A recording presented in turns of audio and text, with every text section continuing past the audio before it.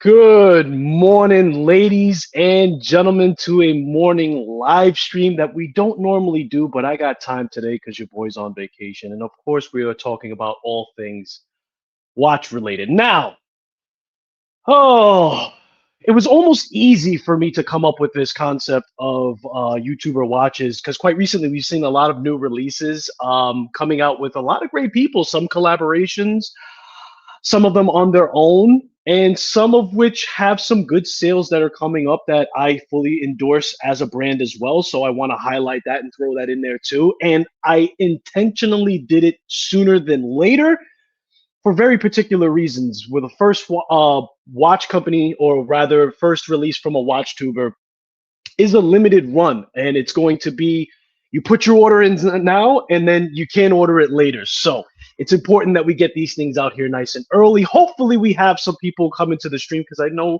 we don't normally do the mornings, and I will be having someone that you may be familiarized riding shotgun to help me out with all the comments and also give us his ideas and his perspectives because he's been on YouTube just as long as some of the people that we're going to bring up here about their watches and everything else. Now, what's on wrist is always very important, of course, and on theme for today, I have my Brew Metric Retro on suede, and that's a new strap that Brew came up with. He has additional colors that are in a darker blue and black, and then he's got this teal to match. I don't have camera B, so there's no shouting camera B today, okay? There's only so many things that I could do. There's going to be videos playing here. There's going to be a guest coming up. We've got chat. And as I say so, Nick Figueroa comes in the morning saying, watching the live on the way to work. And I am, you are the only one watching right now, Nick. I know. I don't normally go on early.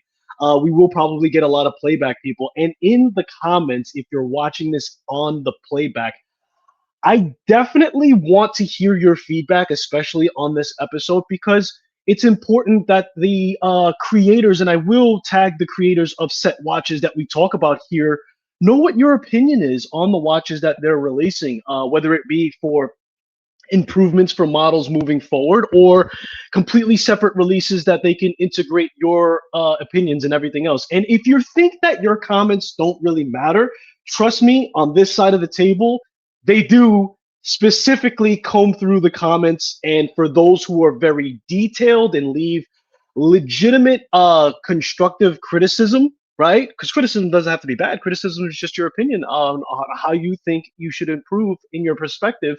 And yes, they do read these things. So Nick Figueroa, good morning, bro. And that's going to be very important. So I am going to kill a little bit of time before we start because I do want to wait for my co-host to come up on here, and I want to keep him involved. And as we wait, I'm going to show you guys a little bit that's in my collection that has to do with some of the names that we're talking about here. So again, I've got my Brew Metric Retro.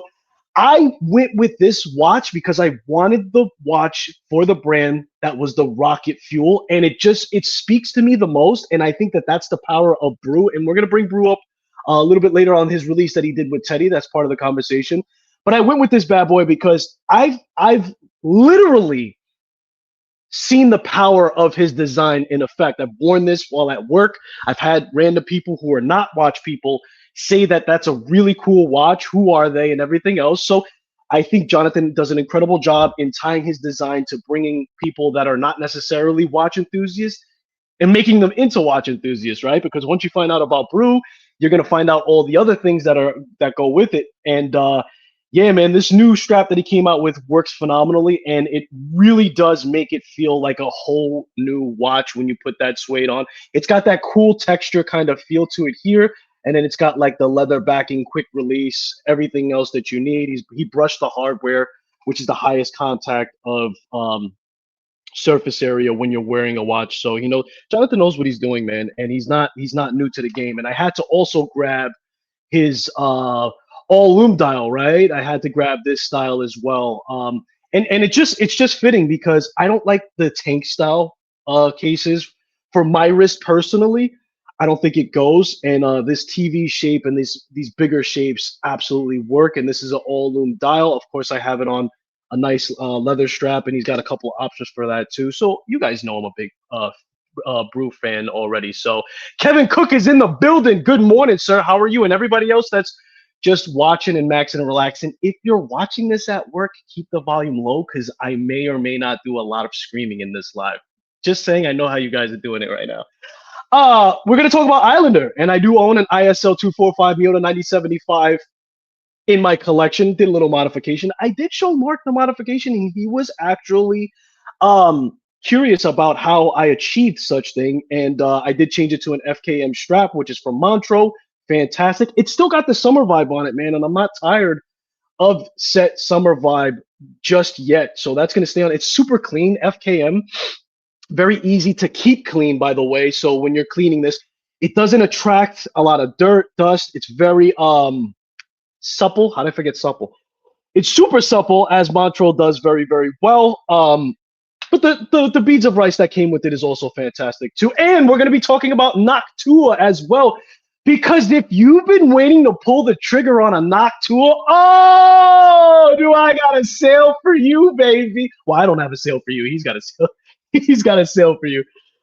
Travis is in the chat. He says good morning to everybody. Good afternoon, actually, for him, keeping the entertainment on a day off. Yes, sir. I got to keep it going, man. I got to keep it going. I got to keep him entertained. I appreciate everybody for joining in with me. Good morning. I have thoughts on the Timex James Brandt GMT. I haven't come across that one just yet. It sounds familiar. I'll look into it. Thank you for bringing it to my attention. But I'll tell you what, man, I'm a big fan of Timex, and Tyree from Wrist Unwound is incredibly knowledgeable on the subject. So if you're looking for thoughts on and opinions on Timex, he's actually the guru to go to. Not that I don't want to lose you as a follower and you're saying, oh, you don't know about that Timex, and forget about it. But it's all one pot, baby. Tyree is the guru of Timex. And so, yeah, if you want to know, he's probably got a video already out about it if it's new.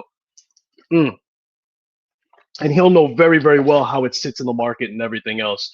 I have 3 Islander watches. I just bought the Solitaire and Solar, and I have the Upper Brookville in the moment, and I have one of the ones that he came. Yeah, man, and Mark's been busy, and that recent Shark watch was absolutely fantastic. I love the design, so compliments to his designer for sure. And then he add all the things into it, right? I mean, if I had to give a critique for Islander, the only thing that I would say specifically is I would love to see more technical ends, and I'm speaking more in the light, and we'll get to it because we're going to bring up Islander. But I think he needs to do the on the fly and the quick release standard on his brace. That's like really the only critique that I can give you, because I know that his designer is going to continue to push the boundaries. So we're going to see different things coming out of there. A lot of people say that it's very SKX-like and they don't understand the magic of it. And I like to remind them that that's where he started. So that makes a lot of sense. But at this point in time, with all the designs, he's did collaborations with GTV. I'm probably saying that wrong. You guys know who I'm talking about. That gentleman guy, he's fantastical. Fantastic watch, right? So, I mean, design-wise, he's got something for everyone, right? He's got something for everyone. So I love Islander. And he's going to be one of the topics of discussion for his pricing is crazy. It's absurd. I'm trying not to put the cart before the horse. I'm waiting for my man to pop on so we could start this thing. But I might just have to start it. I'm going to give it 2 more minutes for him to situate himself, and then I'm going to have to start it myself. But Islander is a fantastic brand for a deal. You're going to get very good manufacturing. You're going to have no and you know what? His quality control is very good, and his customer service is fantastic. And I know this because I had to contact him on a couple occasions about this watch specifically. And I know that I got Mark himself, and then he gradually transitioned me to a part of his team to handle set specific situations for his watch. But my point is this, man, like 8 o'clock at night. And I'm not guaranteeing this for you if you do contact Islander Watch. Maybe he was just free, but he answered my email, and I'm like, all right, I'll check next morning. You know, it's 8 o'clock at night. He's not gonna answer me, and he did. So fantastic service, and I speak from experience. That being said, we're also going to take a look at some 1970 vibes on watches as well. And I'll be honest with you, quite recently, I've been very attracted and drawn in. Almost, it was like meant to be, meant to happen. right? I think 1970s retro vibe is really just taking over the storm, man. We have this Vario release, which is 1970 inspiration. You guys saw me do the Phoebus review as well. That's a 1970 case shape. And the first watch we're going to take a look at is going to be not piggybacking, but also enjoying himself with that kind of design. He was inspired to create Set Watch. So we are going to bring that up stage. Travis is going to be here in a couple of minutes as he gives. 3 minutes, he said, probably 2 by now. Tyree is great. Tyree is amazing. Yeah, definitely follow him, man. And I'll definitely, gentleman one, I'll definitely look into that watch. So like that eventually down the line, I could give you but I'm honest, man. I don't like to like make things up. So let's bring up the screen here. And this is the first watch that we're going to be taking a look and having a conversation about. Sorry, that's not it. This is the first watch. So again, 1970 inspiration. Now, this is Russell, the Mad Watch collector. You probably already know who this person is. This is a watch release that he did not too long ago, very recently. In fact, I think it was only 4 days ago. And he did fantastic with his field watch. And now he's coming to us again with the Mad Hacker Diver. That was the field watch that he had at first shot around the block. He did fantastic with it. Now he's got a Diver's 1970 inspiration. And I'm bringing this up with you guys first, and we're going to take our time as we go along. And I want to know, for those who are in the chat, that you're able to chat. I want to know specifically how you feel about each watch that we're taking a look at here. And if you're going to pull the trigger, or if you already pulled the trigger on it, let us know as well, because I know a lot of people are going to move on this gentleman's watch. Number one, they're coming from a place of having a lot of supporters, right? A lot of fans. And so it's just smart for them to come out with a watch knowing that they already have a crowd and somebody to market it to. Of course, even more than that, you're just super inspired to come out with your own watch when you've talked about watches all day long on your channel. I know this because I eventually will get there. And if somebody comes to me with something for a collaboration, I think that's the first way I want to do it. But love his content. Very, very lighthearted, very fun. He did a full live stream too, by the way.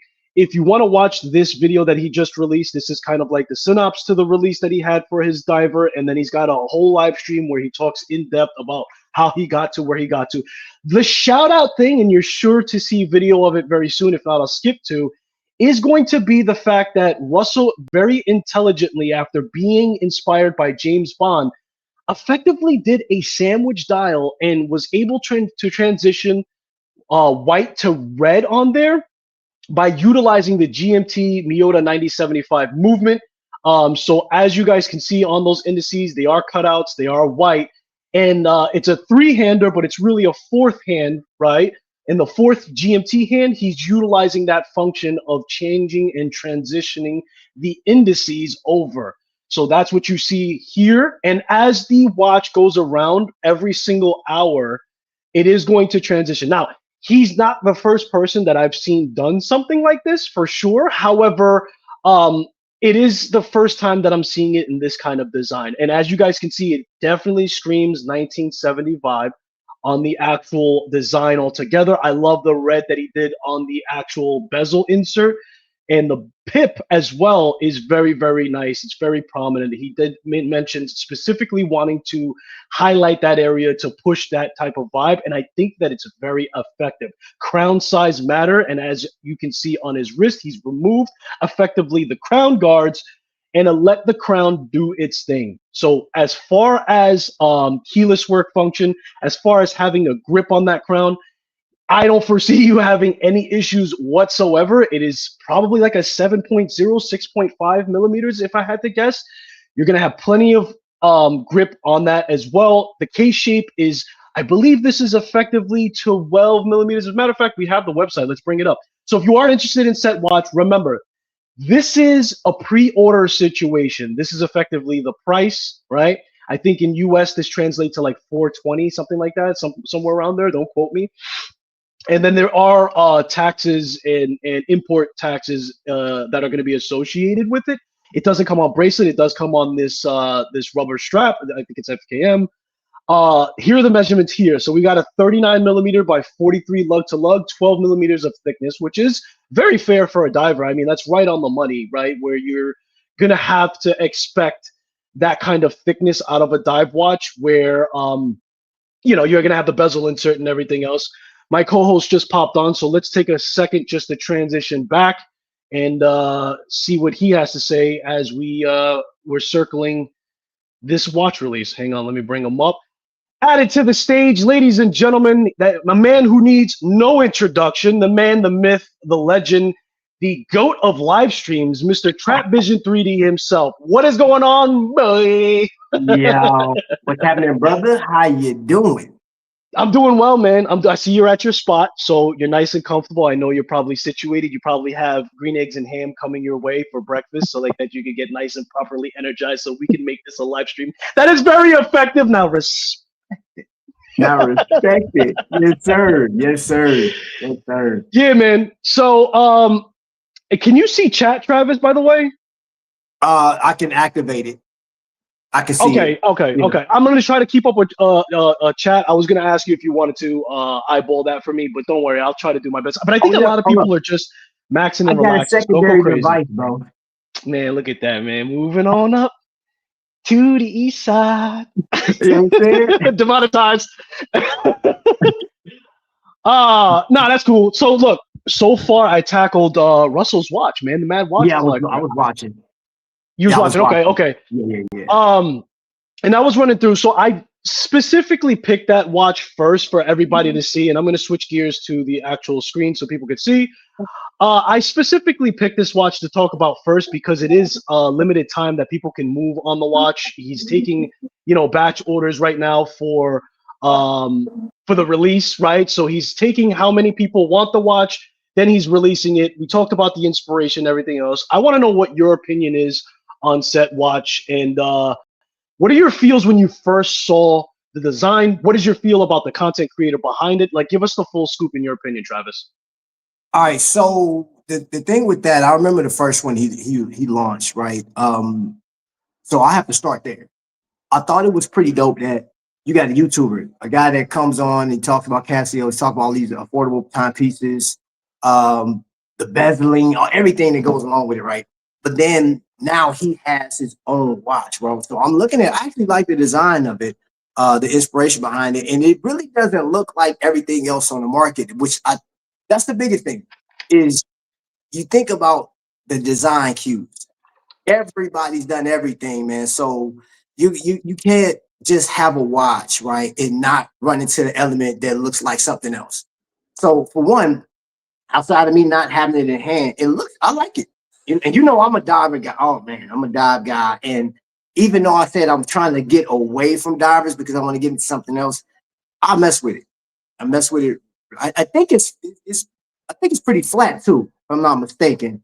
But I like that cushion style design. Man, that thing's beautiful, bro. That thing's beautiful. Now, Yeah. did he put the price on there? I don't recall the price. Yeah, it's like 3 and change in euro, I think, and then also like so translated. I think US we're talking about 4 and change after taxes and tariffs and everything. You know, you want to figure a round number of like 5, a little bit probably over 5 US, somewhere around there. So I mean, remember, it's still a true traveler GMT movement in there. So we're still getting the high beat. You're not using the function for what it's intended to, which is the whole point, right? It's giving it that extra little magic to it, if you will. Right. But you still have to consider that we're not talking about an NH35 or something cheap to push along. I mean, cheap meaning it's still effective, but you know what I'm saying. So I think it's right on market for sure. And considering that, you know, he is going, I think he collaborated with the company, what is it called? RADCLIFFe? Yeah, RADCLIFFe. Yeah, RADCLIFFe. So, you know, that's what you also have to keep in mind too. That's something that I do. I realize that there's 2 sides of the coin that have to profit from this. Let's talk business, right? So there has to be enough meat in the bone for somebody to also be interested to do such things and do a watch in general. So I think all things considered, and we can expect this quality to be very good. I mean, I don't think, and I think to your point, the benefits that we get out of designs coming from YouTubers specifically, especially those who do watch reviews and really know the cues and things that enthusiasts are looking for, we get a very good product. And I think effectively, Russell, that's what he's delivered here for the market and for enthusiasts. And I think a lot of people off of the aesthetics alone, like it didn't even have to do that little function, I think, in order for people to be amused or interested, right? I think that either way, he would have sold this watch regardless, but it gives an added little thing to it that we don't often see. And again, to your point, well, we don't see this design too much for sure. So I think the dimensions are very good. I dig the design, man. I think it's going. Man, bro, you know that watch gonna sell out. I think just on the strength of is him, right? He's been well, Russell's been on what 5 years, something like that. A little while, yeah. And he has leaps and bounds, bro. This guy's been moving the needle, you know.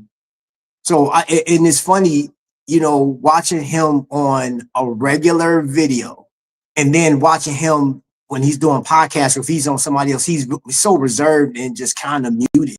You know what I'm saying? It's like it's weird, man. But I think this watch, as a matter of fact, I ain't gonna say a thing. I know this watch is gonna fly off the shelf. It's gonna be a sellout. And I think this is an exciting time because, like I told you earlier, we're living in a time where we have watch designers, we have watchmakers, we got, like right now, this isn't the 1890s, this ain't 1923. Bro, in 2025, we got people designing watches, putting them out, and they are social media experts. Bro, like, just think about that concept, bro. That's crazy, bro. It's like, I mean, look at his influence too, man. This dude got so many people around the world just watching him, and now he got a watch. Well, it's his second watch, I believe. So and you know what? Yeah, to your point, I like Russell. He's very entertaining. I think that's where you were going with seeing him on live stream versus when you have the camera and you could put the edits and you could put the music, and you know, he goes for his wife's opinion, he slaps the book, and then you know what's funny? I was on that live stream. If you guys watch Russell's live stream, I'll put it in the description. I did a super chat and I was like, give me the click it one time, man. Because I wanted that. And click it. Beg it. I love his entertainment. I love how he contributes and gives you the incredible details behind the watches that he's reviewing. But also Russell's a very expert level person when he's talking about Casio and when he's in his lane. I mean, he's talked about other watches as well. And, you know, he's owned high-end luxury watches, so it's not like he hasn't handled watches where he's seen that refinement in quality and all the bells and whistles. So there's no doubt in my mind that this watch is going to be incredibly well made. But you know, he's just an expert in his lane, and if you're a Casio fan and you want to know more, and not only just him unboxing the watch and telling you the quality, but he also gives you the point of where it is in the market. And I think that's the incredible insight that is most valuable right now, because anybody could open a box and tell you, yeah, I like this, it's shiny. You know what I mean? But for you to say, well, Casio 5 years ago did this and that, and this was, and then he's comparing it. I mean, that's good stuff. You know what I mean? Yeah, Kev Cook said he, let's see. Yeah, that import situation is serious, bro. Yeah. I mean, it's so funny you say that, Kev Cook, because I actually have FedEx right now hounding me. We're going to need our $17 because we paid that to have it released and deliver it to you. And I'm just like, okay. I'm like, or else what? Right. But, you know, that's how serious it is, man. And it's so confusing because it's like, well, am I going to get this package? Does it? And I've worked with several companies right now, and they're paying the tariffs up front, but they're even sending me emails saying, hey, they may contact you and withhold it. And even though we paid it, there's a whole bunch of paperwork that has to be paid. So not only monetarily, but also just like, it's annoying, man. It's like customs may hold it and not, you know what I mean? So, you know, but it is what it is, right? There's not much we could do about that for sure. Morning, Dragon Keeper. How are you? No, Dragon Keeper. Yes. Oh, is it? Oh, he's trying to be incognito over here. Yeah, but you know, you know how YouTube is. YouTube did that weird thing where they started exposing everybody's names and stuff like that. Right. YouTube started giving out everybody's social security. Like, what's going on right now? Hey, YouTube traded our information, bro. They traded our stuff, bro. Yeah. So, guys, so what do you? Okay, so is this something that you think you'll put in your collection at one point if you can get your hands on it? So, okay, I'm glad you said that because you did mention that you think he's going to sell out. So just understand that the way he structured this, he's got a time window. I don't know when that time window is going to run out. I know it's open right now. So if you're watching this, go to the website, read the details, watch his videos. He's taking orders now. When the window closed, he's not making any more. Now that's to prevent having an overflow of inventory. Right. It's a very smart move. Russell's not in the business of making watches just yet. I don't know if he plans to ever. He doesn't even know. And if you pay attention to his video, if this is going to be the last one that he designs, he's kind of going with the flow and he's enjoying himself. I love that. So it is going to be a limited amount of orders that he's taken just by time frame. And I don't know, like, so, okay, like if it's a month, let's call it, like if you have 50,000 requests, are you going to probably, because eventually he'll get them out, but at least he won't have 10,000 units after the fact. We're just throwing numbers out there, but that's just the way he's constructed it. Yeah, yeah. Like that watch you got on, brother. Oh, thank you, sir. Thank you, sir. Yeah, so we're gonna talk about Brew. Let me see if I can bring myself up. So I did do a wrist shot for the people at home. We are gonna talk about Brew. Thank you so much for recognizing that. What do you have on wrist, sir? That's what I want. Oh man, you know, got a little Noctua action. You know what I'm saying? Ah, there you go, man. There you go. Noctua. Noctua, and we're going to talk about Noctua. I did show them the version that I have as well, which is cool because we have different versions now, and he's going to be a topic of discussion too because he's running a fantastic sale. So before I move on, any other thoughts on Russell's release and anything else? And listen, if you have a critique, I don't have a critique. Look, I don't have the watch in my hand, so I can't fully wrap myself around it. You guys know how I am. You know how Travis is. Like, we like to be very on point when we're giving our critiques. So if we don't have the watch in hand, there's only so much that you can critique something. From afar, bird's eye view, dude, he's right on the money. And it's chef kiss. And I don't know if I'm biased because right now I'm in a very 1970 mood. But regardless of what you say, it's a beautiful watch. And hats off. I say congratulations to Russell if he's listening. I will actually second that, but I'm gonna tell you this. Above all, without having it in the hand, I will call that a companion watch, right? Something that you're gonna wear day. So this has become a companion piece. I have a couple more, you know. I got my Islander, which is a companion piece. And that's the most important thing for me. Everybody's in a different spot in their collecting, but I think the way he brought that watch out, who he is, it is a very toolish watch. But it's something that even if you don't do anything, I think that'd be a great watch just to wear and enjoy. And I think me personally, if I do get that watch, it'd be more because this guy's on the same platform that we're on. Yeah, right. You're a YouTuber, so on that strength, I'm going to support. You know what I'm saying? Because this is like the luxury brand. They support luxury. They support that status. I'm going to definitely support, and which I do because I have a lot of Islanders. So, you know what I'm saying? I definitely support that. Yeah, but it's man, so hard. Yeah. Good. Sorry. No, I'm going to say, I was just saying, I support this message. Yeah. And listen, this is the way that I'm showing my support. A lot of people, especially when Brew came out. I mean, hello, I got so many DMs. You gonna get that watch? You gonna get that watch? Look, I'd love to, guys. I'm just at a point where if I'm being candid, like I can't afford, and it breaks my heart because I would put any of these watches that we're going to talk about here today in my collection. I have to show restraint for myself, and instead of which I'm showing my support by doing a show like this, and hopefully it reaches people that it hasn't reached before, or they're able to have a conversation that makes them make a decision. I don't know. Nick Figueroa says, watch content creator reviewers make watches that we watch enthusiasts want. They give us the things that we ask for and listen to the people, just like the micro brands. Cough, cough, Seiko. Yes, exactly. And that's why it makes for good content for us to have this discussion, because they're just like how we want out of the micro brands and independent brands. Their strengths are listening, but of course, they're in the trenches. And we have Erebus that we're going to bring up as well, and I think he's been the master of that. But of course, everybody else that we're talking about here is a content creator, and they know very well how to effectively ride that lane for sure. Russell collab is very tempting. Plus, being from the UK, I'm not affected by any time. Yeah, I hear you, man. I hear you, and you know, I don't want to influence you, especially after telling you that I'm being reserved. But that one specifically, the door is going to close when the door closes. The window's open right now, so you take that and do what you got to do. As he twists your arm. Jeez. I couldn't even finish that sentence without laughing. But yeah, definitely a tool watch, 200 meters. I think the dimensions, the proportions could fit for almost any wrist whatsoever. You know, you 6.5 to 7.5, 8-inch wrist, depending on how you like to wear your K-Swiss.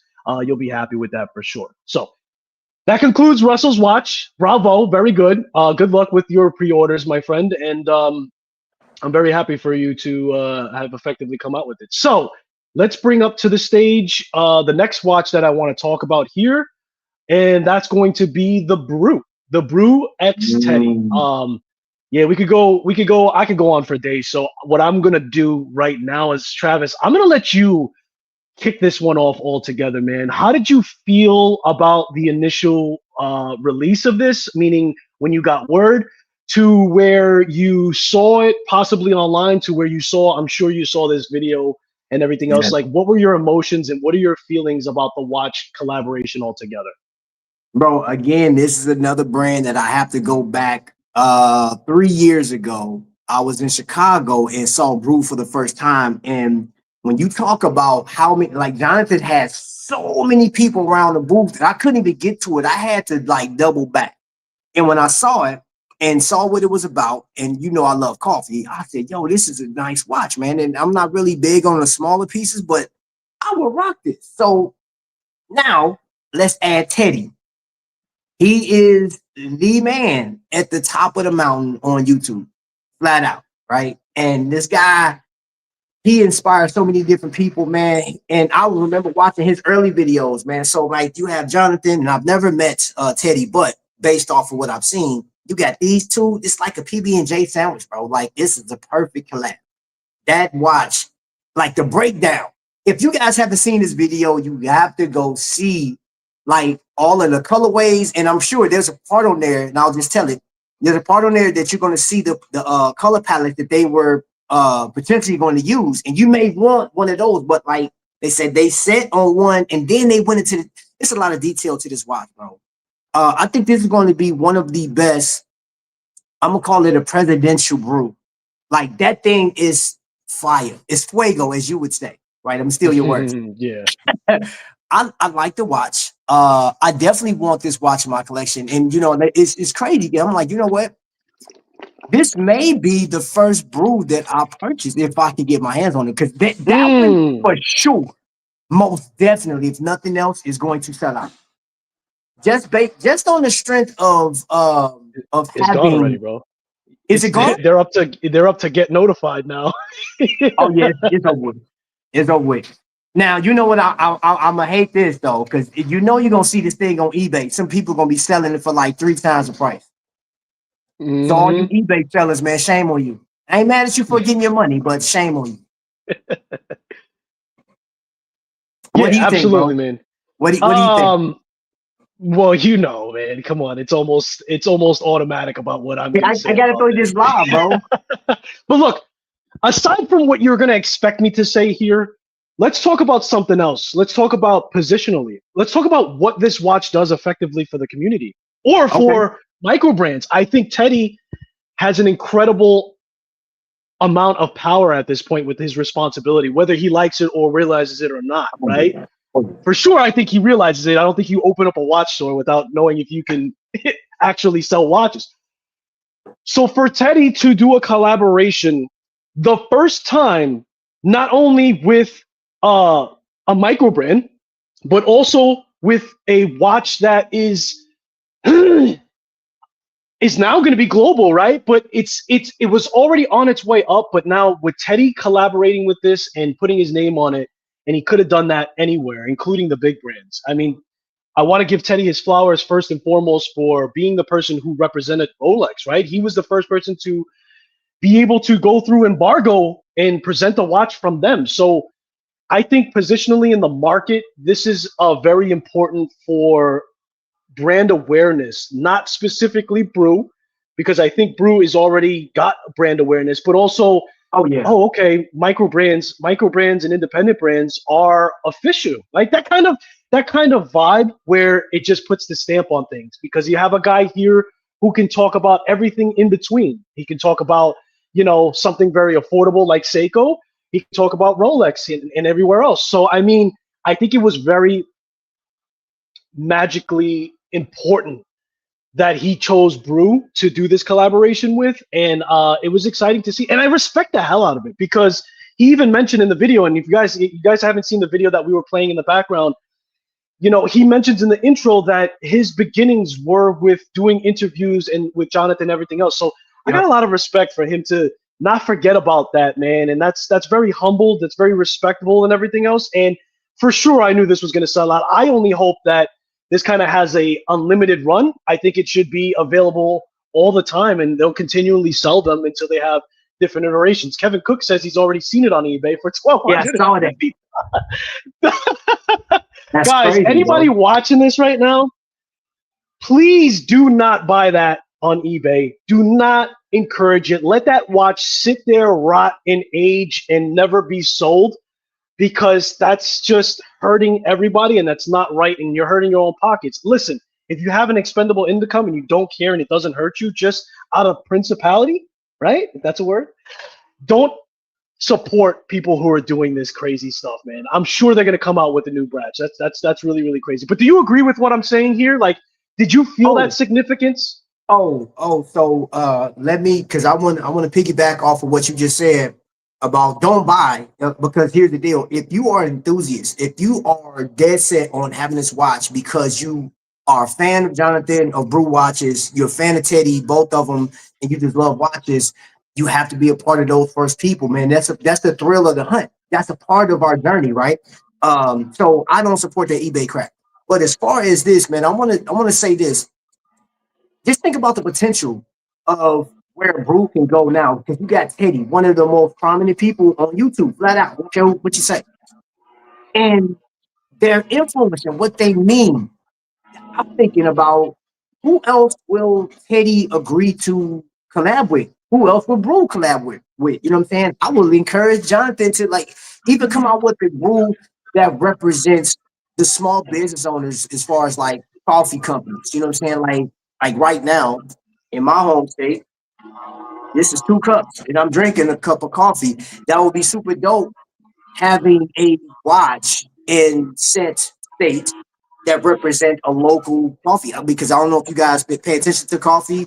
Coffee beans are up like 19-20% more than what they had ever been in history. So I think that would be dope. And like the potential on this thing both ways, Jonathan and Teddy collaborations, and what they come, man, I can't wait to see what they come out with next. If they will even go with some of those colorways that they didn't choose.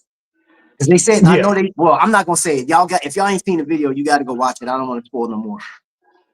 Yeah, I mean, look, the cat's out the bag. I think they did allude to the fact that, you know, different colorways could be down the pipeline. But imagine, you know, both gentlemen are very, very busy. Jonathan's always looking for the next greatest thing to come up with. And we've seen him do a lot of transitioning in 25, right? Like, prior to, he was more focused on quartz designs and quartz powered movements, which is absolutely phenomenal. There's nothing wrong with that. In fact, I love the fact that he's empowered quartz movements, mecha quartz, to be specific with that sweeping chronograph hand module on top of the actual quartz powered. So yes, to see him go from that to an actual mechanical movement, but still stick within staying true to his design and really looking like just an extension of what he already does, but also giving us notice that, hey, listen, we're not just a one-trick pony. We also have other things in the pipeline that we're looking to explore and, you know, move on towards and everything else. And he also used not only affordable movements, but he also dabbled with some Swiss-made movements as well in his watches too. And so, I definitely can expect there to be more. It's probably going to be a little bit time in between because, you know, as I said, they're both two very busy people doing their own thing, and this takes a tremendous amount of time. You know, when you see these releases, understand that there's a minimum of a year's work behind it, and that's an expedited ratio. It's usually like 2 years plus. So, you know, it does take time, and they go, and I'm not going to spoil the rest of the video for you guys, but they do explain to you, and that's another point too, Travis. We often talk about Mark and the gems that he hands out. Teddy is very parallel to that as well. And for him and Jonathan both explained to us how they got to where they got to, and like how certain aspects in the design, while subtle from a distance and even close up, maybe in your mind, realize that even a subdial can sometimes take an incredible amount of energy to finally decide on the shade of color or a position or what do you want to accentuate. So I love to get that kind of information to give us the perspective to expand exactly what goes into a design before we have a quick opinion about, you know, what we like and what we don't like. What do you think about that? Yeah. You know what? I'm gonna say this, man. To the point of anybody that reviews watches, man, I don't know how everybody comes to reviewing watches. There's times where I can look at a watch and be like, I see something that the next person may not. My imagination just runs wild. And I was looking at that, you know, their Brew, and I said, man, this is a really nice watch. I love the dimensions, the bracelet, everything goes. But then I always think about, like, what if somebody was coming to this watch and this is the first watch they ever got? Right. And I said, this could be like a business watch or like a present for a graduate or something like that. Like, you never know whose wrist that's going to go on. Like, for example, Gene Kranz wore a Seiko, and that watch, it was a simple watch to him when he bought it. Right. I don't know how much he paid for it at the time, but like, they bring this watch back out and they're telling the story of a man. And so now you're focused on this watch, and this watch is blown up. And it's a simple watch that has a day-date function on it. And I'm saying it because it's right here. It's a simple watch. There's nothing special about it. Like, you know what I'm saying? Outside of telling time like anything else, it's nothing elaborate about the movement. But this watch dances on water, so to speak, because of the man that wore it. So you don't know who that rule is going to land on. Right? I mean, you already got two powerhouses, man. Like, and we have to give Teddy credit on what he accomplished over what Teddy's been on for like 8 or 9 years, I believe. Correct. On YouTube. Correct. And dude, he's accomplished a lot. And then Jonathan, I met him. Like, me and Jonathan talked in Chicago in the summer, bro. Like, I had a nice conversation with him. And I like, he's a cool man. If you've never met this guy, bro, very intentional, very humble, man, courteous. I like Jonathan, bro. Like, I'm very impressed with him, man. So to see this collaboration and where we are right now with horology, bro, I'm excited for just watching history. I'm gonna just say that I'm geeking on it, bro. You know what I'm saying? Like, that's what I meant with it. Yeah, no, absolutely. And you know what? Just to conclude this collaboration, right now you do have to get notified. They sold out from the first batch that they did. I'm more than certain. Here we go. They say due to the overwhelming demand, the batch has been sold out. Signed up to be notified. So you will be having to sign up. But look, guys, $475. They weren't pigs about, you know, what they knew would excite the enthusiast market. That's right on par with his normal releases on the price. So you're really getting the best of both worlds as far as deep insight into design and what really works. And of course, you're probably a fan of both. So you can enjoy set timepiece at a very fair rate that is in line with what his other prices are for his metrics as well. So bravo. I absolutely, and you know what? My wife didn't make it any easier on me, man. Like, I told her about it, and she said, oh, okay. She said, let me see the watch. And she knows I'm trying to like restrain myself. And she's like, she's like, that's your speed. She's like, that's your favorite. She's like, that's your favorite blue. And I'm like, I know, but I've got the metric, man. And I've actually got another brew in my collection already. So not that you can't, but I try not to even have two of the same company in my collection. There's a hard rule about that that's been broken 7 times. So I don't know how hard it is, but eventually I'll partake for sure. And I know Mark from on your wrist is nice, bro. The one, that's my favorite one, actually. You know what I'm saying? Outside of the one that Teddy and him did, that's my favorite. That's the one that I saw when I went out to Chicago. And if I was to, like, again, to get a brew, I would get that one. I like the strap you put on there. That you matched that up really nice, bro. You Yeah, a listen, fashionista, bro. You compliments to the chef, man. Jonathan just came out with this strap for the wind-up show, and he's got this in a dark blue, and he's got this in a black. It's a suede type of texture. He's added some elements here to give it a design factor. It is leather in the back. It feels very, very soft. It was super supple when I came off out of here. You could see how close that attachment is. It's supple, yeah. You see how close that he gets it to the case. So very, very nice, quick release. Yeah. I mean, Jonathan just knows what he's doing, and I could close my eyes and point to his table, and you can't go wrong. One of those type of deals for sure. So yeah, man, a big fan of Brew. I'm just gonna leave it at that. Yes, we know, Skylar. We Exactly. I know. You're tired of hearing it. I know. Anyway, nah, it's all good, bro. You know, because we all do it. We gravitate to our favorites, bro. So you know what I'm saying. I'm not judging you at all. As we should, man. You have to have your teams, and that's what I love, man. I love that my teams are not exactly your teams, but we both respect the teams that we support and everything else. And you know, you get a great, like when you have a guy like me that's so excited about a specific brand, and I'm going to talk about all of them down the road. But I've always said in this channel, you're watching me go through being a collector. I just hit record. I know that for some they're going to say, nah, dude. Not with how you've elevated over the last year. And I'm not patting my own back. These are things that were actually said. But dude, really, like, I'm just an enthusiast that just hits record. And so if you are a little annoyed by my rate of attaining new information about new companies, that's how I would eat my dinner, right? If I wasn't recording, I'd take my time and I'd savor my meal. So sorry, but not sorry. But I got great guys like you that it's like the other half of my brain. Listen, you don't have to apologize. It's not worth it. It's not worth it because everybody's known for something. In I'm gonna say in the entertainment, bro, everybody's known for something. Everybody gravitates to their own thing. Like who is that? I'm trying to think that comedian Kevin Hart. I think he's an AP rep, if I'm not mistaken, or an ambassador. And he talks, man, he's a watch guy. Like he likes certain watches, he likes certain movements, complications, but like that's his thing. So you can't knock him for doing that, you know. Unlike Floyd Mayweather, that is an opportunist, and he's not a watch guy. And I just bring that up, just not to cause some trouble if there's any Floyd Mayweather fans out there. He's just not a watch guy. He's a guy with a bunch of money that buys expensive watches. I'm gonna leave it at that. I'm not here to cause trouble on my man's channel, but. Saying all that to say this, bro, there's certain watches that you gravitate towards that we know. Like I like to pick fun because you are a Brew guy, Vincianico, bro, and you've represented Noctua Watches. You know, I mean, you've touched pretty much a lot of brands, and you're still learning. Just learning professional.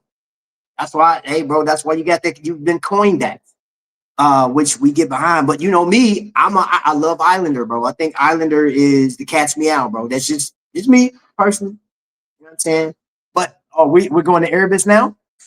Hello and welcome to Just One More Watch. Yes, sir. So we're moving over now to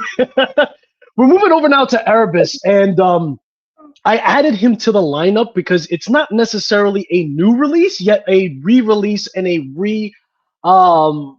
re-inventory coming in, right? And the reason why I wanted to include this watch, which is the HAQ Ascent, is because Jody's been fantastic. Jody and his partner Steven have introduced a lot of aspects into the market of watch collecting in a very, very good way, and very early out of the gate, presenting us options that we don't commonly see with micro brands, like your 34 millimeter, 36 millimeter, smaller sizes, and including something like this, which is a quartz watch that he did a display case back on there as well. For those who really do enjoy quartz watches, he understands that there's a need in every niche as far as how people, enjoy their timepieces.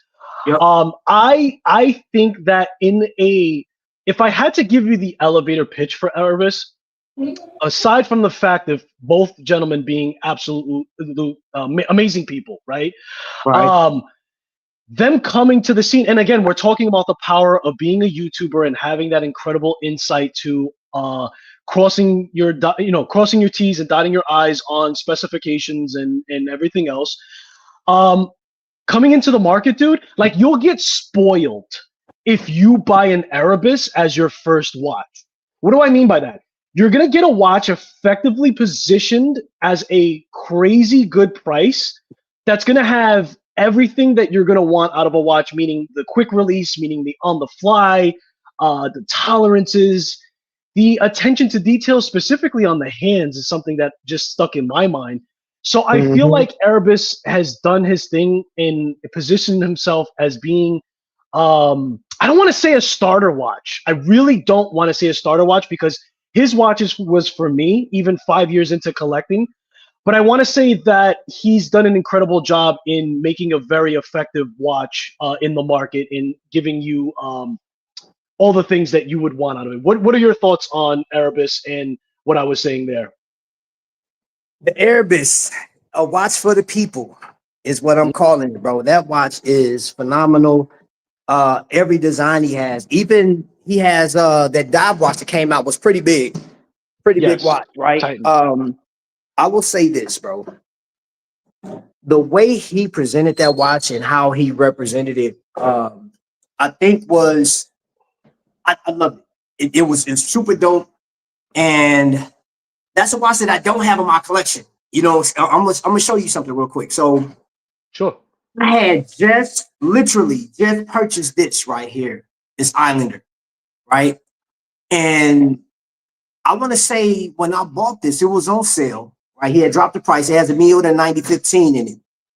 And lo and behold, maybe 2 weeks after me buying this, he announced the Ascent. And I was like, there's a similarity in these watches, the whole case design and everything. And I saw all the colorways. Now, granted, I like my Islander, don't get me wrong, but I was like, oh my gosh, that Ascent is crazy. And I'm looking at it on a big screen because normally I'm looking at it on my phone. And I fell in love with it from the first design. I was like, oh man, this is crazy, bro. Man. Now I don't have one in my collection yet. But it's not that I don't want it or whatever, but bro, you have to understand, like you said, bro, there's so many watches out here that's coming out, and then it's like you go and buy a watch, and then just for example, this one, and then here comes another watch. You're like, okay, I just spent my allowance for watches, and now I'm sitting looking at a watch that I really wanted, and I actually saw another collector with the Ascent on, and I was like, dude, man, I started to just go ahead and put the hood on and be like, yo, give me that. You know what I'm saying? But no, think about what he did. He hit every shape, size, color, bro. Like, he included everybody from ladies to guys to newcomers. He got the courts. Bro, the man is a freaking genius, man. And then it's him. I've been watching him for a long time before he hit you with that hello and welcome. He was more subtle and chilled. I can't remember the first one. I think he was just hands when he came on the first one. Yeah. Our first video, but like, dude, another YouTuber that, bro, I will gladly support. Whether I'm directing somebody to a channel or saying, hey, there's YouTubers with watches, which the fact that you have this show just is amazing, bro. I'm like, because we get to highlight like something other than your major luxury brands, because we could talk about the Wildorfs, we could talk about Patek, all these different companies, but we're living, again, I will say this, we're living in a time where we get to meet these people real time. If you get a chance to go to a wind up or something like that, and talk to them and kind of pick their brains as to why they did it. They're like, yo, this is dope, man. We're living, man. Listen, bro. We in a time. If you're missing out on that one, man, if you're caught up in the reviews and caught up in whatever classism, isms, bro, relax, take a breath, man, and enjoy the ride, bro, because you're gonna miss it. And then you're going to be an old person like, oh, I remember back in my day when that watch came out. Nah, but you didn't partake of the goodness. You didn't partake, bro. You have to dive in, bro. Quit playing, man. Quit. People, stop taking stuff so serious, y'all. Like, we're talking watches, bro. Yeah, for sure. It's all supposed to be just fun. You know what I mean? At the end of the day, you should be having fun because life will give you enough to have to be serious about, if you will. You ain't never. I don't know if Jody was actually the first YouTuber to come up with his own. I can't say for sure, but you could say he's one of the first to do it in the scale maybe that he did. It's as well. I feel like he hit the ground running with it. He came out with so much, with a lot of people had opinions about. But I was okay with specifically because, you know, it's testing the market. It's seeing what people are gravitating to. And to Trap's point, I do own an Ascent, the Aventurine, and I've held it. I've done the review. It's now in my wife's collection, but it's a quality timepiece. And for sure, like, that would be the only thing I would be worried about suggesting an Erebus to somebody as their first watch is that they're going to get spoiled. And like, you're not going to, if you're going to go hunting for a watch at this price and get the same value, you may be on the hunt for a little bit because somebody's going to not have the quick release or not have the diver extension. It may be small things in between, but I think he did a fantastic job overall. And the watch feels really, really nice in hand, even the smaller models as well. And, you know, like I said, he's positionally not afraid to go with the big boys, which he did with the Titan as well. So fantastic. Range of diversity that he's done here. So okay, so let's unpack this real quick because I'm looking at that comment as well. And the Erebus, he got the first gen, the Origin, which I actually like. I think the Origin, who was that? It was somebody reviewed it. I can't remember, but they kind of slammed. They said it was kind of boring. It reminded them of a helm or something. But okay, the Islander brand, wouldn't the Islander brand will qualify for that, right? Because I think there would be actually Mark would be the first person to have a standalone. Yeah, that's a very, very good point. And then I would say it would be Jody. But I guess that it would that depend on how you look at it, because originally Mark was filling in a spot where Seiko was missing out on. He was making watches that, you know what I'm saying? So if you're, I don't know how, I guess it would be perspective, but I think Mark would be the first one to have the standalone without collabing. And I think the first collab would actually, well, if we were mentioning collab, would go to TGV, if I'm not mistaken. TGV, yeah. I think he was the first collab watch YouTuber.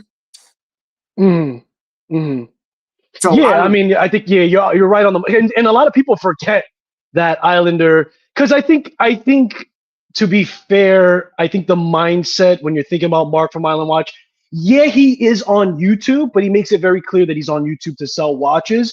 Yeah. I, as a person who consumes a lot of YouTube and content creators about watches, I don't see him as a guy who's just selling watches on YouTube. I think that that's only 50%, if not less, than what he's really giving you, because amongst his videos, which he's showcasing a watch, he's also giving you a behind the scenes, a peek behind the curtain, a further education. And he's been doing that since the beginning of the channel. And sometimes that's the full synopsis to the entire video. So I always give Mark his flowers for doing that within his YouTube. But yes, technically speaking, he's on YouTube, he's talking about watches, and he has his own line. And then he has his a bunch of other brands that he represents, and he's able to bring closer to the market in the Western atmosphere, right? So, yeah, very good point, Travis, to say that he would probably be considered first for sure. But I think that an Islander watch, and let me know if you agree, Travis. I think an Islander watch and an Erebus are two completely separate vibes. I think that even though they're both trying to sell watches, it feels like how they're going about it is a little different. And I don't know if I could even like, okay, well, how do you mean that? It's hard for me to make it tangible. It just feels, because I appreciate where I'm in right now. You're in the very spot that I'm in right now, because if I had to explain it, I would say, okay, because again, Mark is providing a design cue for the most. If you look at the Islander, a lot of his watches are pieces that were made by Seiko at one point and they no longer make it, and he just kind of elaborated on the design, the colorways and stuff like that. And I think with Erebus, bro. Like he has a whole design that he created, and I guess it because like you have to factor in that he is a presence on YouTube. Mm-hmm. Mark isn't a YouTuber, bro. Mark is a customer service guy. I mean, he's an agent of customer because his customer service is amazing off top. Um, he's an educator, which I can say the same thing about Jody. Jody has his knowledge is crazy, but like they do have two different vibes. Like they're completely different, but I can't put my finger on exactly that thing that makes them different, so to speak. Like because they're Mm-hmm. both selling watches, they both are micro brands, if you will. But then you have Mark has a whole storefront. You know what I'm saying? So he's gonna Right. have so many more options, as where Jody has 3 models of watches in different variations, and Right. he's satisfying a market. And which, and you know what I'm gonna say? Remind me of the name, like that the dive watch that he has, man. Which I have never seen one, but I do want one because by me being an Invicta guy, or having Invicta in my collection, I like the big divers, and I think he filled in that spot. It's not as big as an Invicta, but it's leaning towards that. But I think for the price and what you get, man, he nailed it. He didn't exclude people like me, bro, because I love robustness, man, and that watch looks off screen. It looks amazing. But yeah, I Mm-hmm. don't know, bro. I can't, like, when it comes to those two, they're the same in certain ways, but then they're definitely different, bro. They're completely different. They're going in 2 different directions, bro. I guess parallel. So I don't know. They're in a different universe, though. I can't Yeah, explain absolutely. it. No, yeah, you know why and I can't really add to why it is too, but I can tell you this: when I have a Erebus watch and I have an Islander watch, both feel equally as good, and you can plus or minus certain specifications if you really wanted to be nerdy about it and say, well, Mark generally doesn't give you a on the fly where the Erebus is always going to try to add that in, I think. But at the same time, I don't know. It may just come down to the design, right? That might be it. Because here we are, even though skeleton wise on a case for the Islander, a lot of it comes and it is coming from the evolution of a Seiko. There's a lot of design in there that has been put effort into it to Mhm. make it its own. That's kind of like where he's been. He's taken the bones and then he's redesigned it, and he's done that from when Right. the 007 and 009 has been discontinued. So to where Erebus, people feel like the biggest critique is I haven't felt like Erebus has found their calling card yet, where I know that that's an Erebus from a mile away. And Jody has said in his videos that he's taken inspirations from different companies to make his watch. So that's fair to say too. But at the end of the day, I look at Erebus's brand identity to just be like a checklist monster, like a checklist guru, if you will, when it comes to specs. I'm laughing in chat, bro. He said I'm using that line to excuse my expanded collection, partaking of the goodness. Okay, so and also I didn't know that Gary was the first from I Like Watches did the J&G extinction. Okay. Yeah, I Hold don't on. even know. I didn't even know about that Eviction. much in general. His Kickstarter project. I didn't know that because you know what? No. It's crazy. Gary, I remember watching his channel when he first started, man. I liked his channel, bro. And I seen he was just like flat as far as subscribers, bro. And as I'm watching, I never paid attention to the amount of people that was following him. And then I Mm. look up there, good night. Like in a year's time, man, he just blew up. I was like, I was watching him on, was it Instagram? I think it was Instagram when I first found out about him. And TikTok. TikTok is when I found out about Okay. Gary. And his channel, man, I like his channel, bro. Like I love his reviews and stuff like that. But I didn't know that he did a Kickstarter watch. I had no idea either. I'm trying to pull it up. That's I think news I've to got me, some bro. video on it. Yeah, that's news to me. Yeah, I think this is the watch that we're talking about here. Yeah. Yeah, I Huh. think this was it. That's robust too, bro. Yeah, yeah. Going into that diver state now, we could see. Okay, so this definitely looks like because this is 2 years ago. This is 2 years, and that doesn't necessarily mean when it was released, but at least Right. this is showing like when this video was taken, as Right. well. So yeah. I had no idea about it, but that's that. That Very is, yeah, interesting. that's good. Hey, thanks for that information, man. Yeah, thank you so much. Thank you so much for bringing that up. Hey, I do. Yes, his macro is next, bro. Yo, give me, man. Listen, I'm gonna tell you something. I'm a fan of this, man. I love what I see on YouTube, bro. Like, there's so many talented people, and it's never lost on me the fact that we all like watches, right? In our different perspectives, and I don't have a problem with the debates. I think we should have healthy debates about stuff, and then you gravitate to the watches that you like the most, right? And if you don't agree with the next person, because again, man, Skyler, but like we don't like the same watches. You know what I'm saying? But I do respect your viewpoint. Like you tell me what you like about it. I'm like, okay, cool. I may still not like the watch. But like, okay, that's not for me. But it just makes for a healthy conversation and growing this thing because it's not a lot of us out here. There's not more like if you look at the car clubs or the car enthusiasts, you go on their channels, bro, their numbers will like blot out the sun when it comes to watch collectors, bro. Like we're not even touching nowhere near, right? We're so niche, bro. It's not funny, man. Even the sneaker community, right? Yeah. So I just think that, we should, at some point, a lot of us should just be like, hey, just love the fact that we love horology.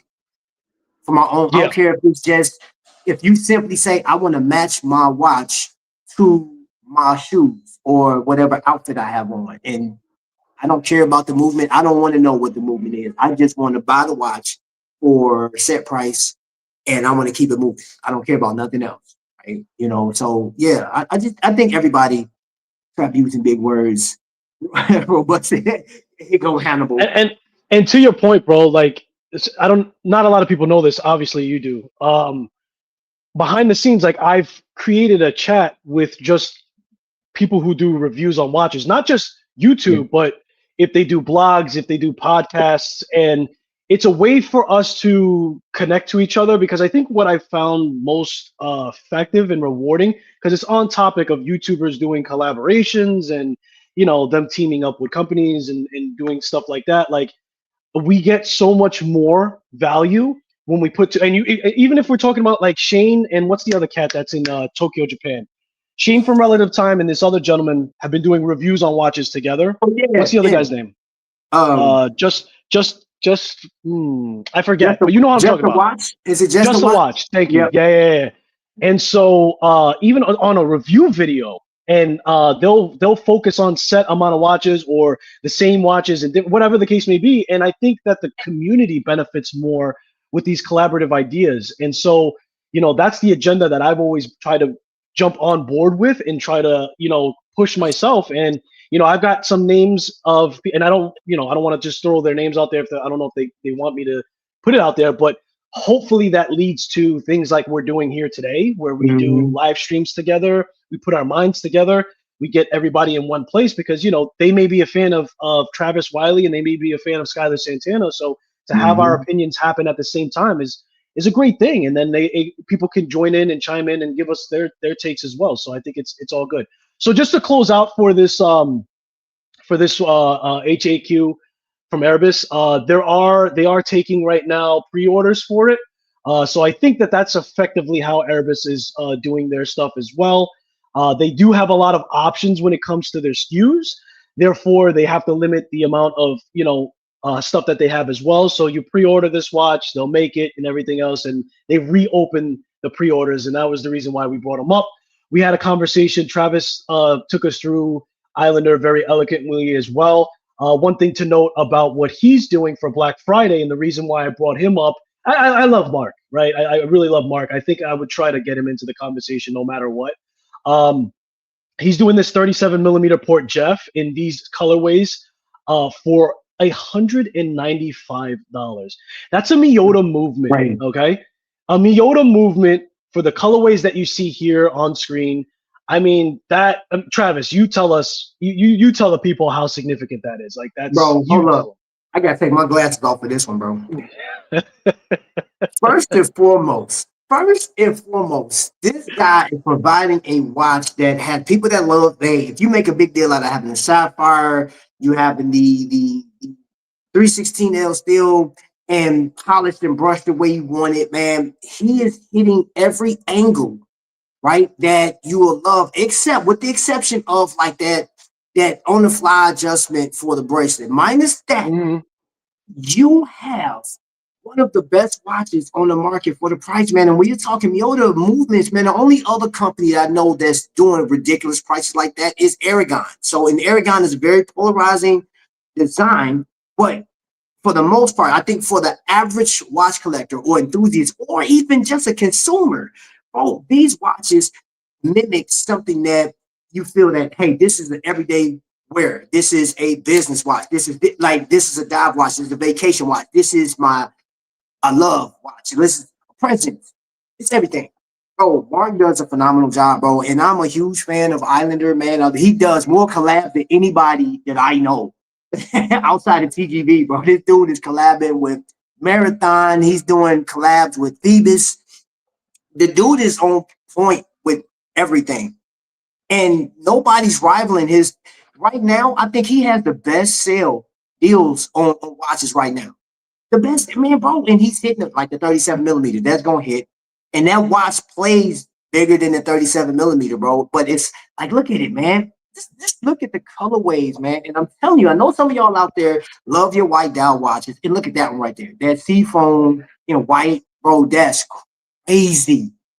That's a crazy watch. I love that seafoam. The seafoam is crazy. Man, whoever designed that, man, bro, you know me. I absolutely, when it comes to Islander watches, bro, man, look, I can sit. That's a brand I don't have to buy outside nothing else. If I don't buy nothing else, I'll just buy Islander, bro. I'm cool right there, bro. Just for the collabs, bro. He does some amazing collabs, but like that, the newest watch he has, that dive watch, the shark mesh, whatever it was, I forgot the name of it. But that watch is amazing, right? Which I think I like that more than Seiko's Jaws watch, because Seiko Jaws watch is so, how can I put it? It's nice. It's a nice novelty timepiece, but that's not a watch that I'm going to wear every day. It'll probably come out every vacation or whatever the case is. Or if I wear something that matches that watch, it'll wear off quick. Versus that, I can wear that on a regular basis. If I got the black one, if I got the blue, whatever, like I can wear that watch way more than anything else, right? And the price is on par with what's out there. Because look at that loom. That loom is ridiculous, bro. That's nuts. That's nuts, it's bro. Really crazy. It's really this nice. Even and I know everybody don't like loom on the actual crown. I just like, why not? It's just a little party trick, a little fun. You know what I'm saying? For people with a vivid imagination, people that like sci-fi type stuff, like, you know what I'm saying? Like it's giving all type of vibes, man. And I'm very childish. I don't care how old I am. I'm still a kid at heart, and I like all that loom. Because I was one of those kids back in the day when Casio comes out with this light feature back in the day. That light was everything. But you look at it now, like, man, that light was trash. But still, it was fun to look at. But like, look at that. That is wow, bro. You put the torch on that and just sit in the dark, man. Build you a clubhouse, bro, in your living room, man. Get the covers, your couch pillows together, man. Get up under there and just stare at your watch, man. I'm telling you, fun. I told you, stop being so serious, man. Tap back into that kid that's in there. He wants to come out. And with this release, he gave us a different bracelet that we don't normally see. Like, I don't have like a super clear image of the bracelet shot, but it does transition to links on the bottom. Yes, and we do get the on the fly on here. And I don't know did it have quick release, Travis? I don't remember. That one, I think it does have quick release on it. I believe it does. Yeah. And you know what, man? I know that Mark is usually less than this on price, but I'll tell you what, I would rather him be at that price every single time. So like that, I can get those features with the watch as well. This is a 9015, so I'm not mad at a high beat. You know what I mean? But if I get that on the fly and I get that quick release, I think it has quick release. I'm not 100% sure. Then I'm not going to be mad at all. Kev Cook said, "Me too. I can buy Islander all day because the money you get, bro." But listen, and guess what? Here's the other thing too. If for you guys that don't know this, the more that you buy, and it does not have to be an Islander, he has like a few dozen more brands that you can get. Bertucci, man, it's like you can buy Bertucci for like $75, right? You can go buy Phoebus, you can buy Red Star. He has Formex, he has in a range of watches, some more expensive watches, Squale for those you guys that like that. And every time you spend money, you get points. So the more you buy, and if you know you're going to be buying watches like that, set yourself up for having like, I don't know, $50 worth of crowns, $75 worth of crowns, and then wait for a sale. That watch will go on sale. If you don't want to buy it now, trust me, Mark is in the business of making money. He's also in the business of like giving us what we're asking for, what we need, man. He's an enthusiast too, man, bro. The dude loves watches. He's wearing 2 watches. You know what I'm saying? Like, y'all, if you don't know Mark, bro, the dude is super legit. And even if you go out to a windup, he has like what I call the garage sale, bro. You know what I'm saying? Like people that's traded their watches back in, and he was giving full retail value for your watch, turning it back in, and you sit, man, bro, the dude is crazy. The amount he was giving you that credit towards another watch. The man got every basis, man. He got all the bases just covered, bro. Like, I'm sorry, Yeah. Islander for president of horology, not the world. Yeah, and there's not a lot of brands that you could collect one of every collection. I don't know if you're gonna go that far with him because he's offering you a lot of different designs and he covers a lot, but I definitely feel that he's one of the contenders. And he's got people, listen to me. I've talked to a lot of collectors at these shows. There's people that got Islanders for days. They got 50, like 20, 50 like 20 to 50. Yeah. There's people that got collections of Islanders, bro. Right. Full collections. Full Bro, collections. think about that. People are so dedicated, man. Like, I got like, how many islands, bro? I got like 7 of them things, bro. And I want, like, I want the Islander monster, bro. Like, that thing is legit. You know what I'm saying? Like, bro, I It's can, dangerous, man. I'm gonna always be an Islander fan, bro. Off top. I'm sorry. No, I'm not sorry. Yeah. I'm kidding. Yeah, no. And the biggest reason why I'm such an Islander fan is because of, like I say, going back even before the watches, like how he contributes. And part of this episode is positionally into the market, right? Islander is like 100% where I recommend if somebody says I'm new to watch collecting and I'm looking for something that's not too crazy in price, but also is going to give me a lot for a bang for my buck and fun design. I'm go to his website. And like you said, he represents a whole bunch of other companies as well. So it's like, even when you're ready to say, okay, what can I get out of a watch in a $1,500 range? It's not going to be specifically an Islander, but he's got them locally where you can avoid a lot of issues or shipping issues and stuff like that because he's providing a service for them too. So yeah, man, just all around great guy and great contributor to the community. I'm looking at this one chat. He said, "Love some Aragon designs. Hate the average. They are foot thick. Yeah, they are some chunky monkeys, bro." Now, who used that term? So I'm taking somebody's term. Chunky monkey. One of them. The other. What is the other one?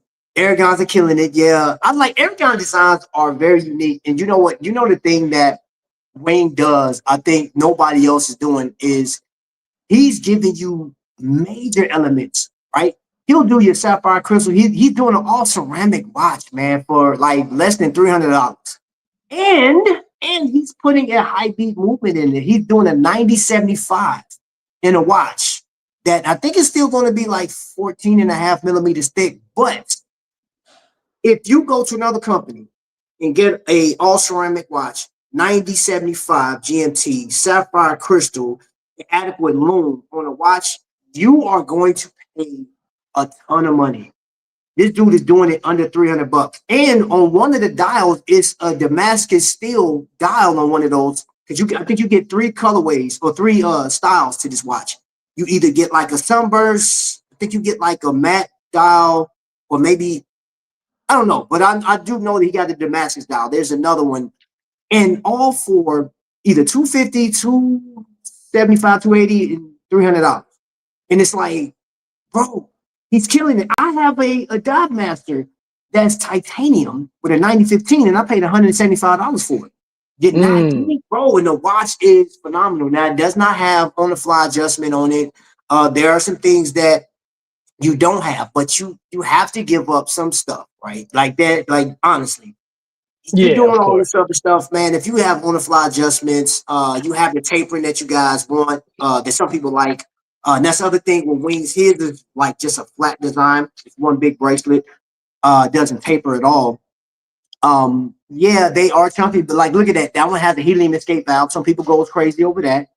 But you get 120 click bezel. You get sapphire. Sometimes he'll put a tungsten bezel insert in there. Sometimes he do. I think he does a sapphire bezel. Man, this dude he's throwing all type of elements, man. He even have a carbon fiber watch, bro. That thing when it came out, I think was like $200.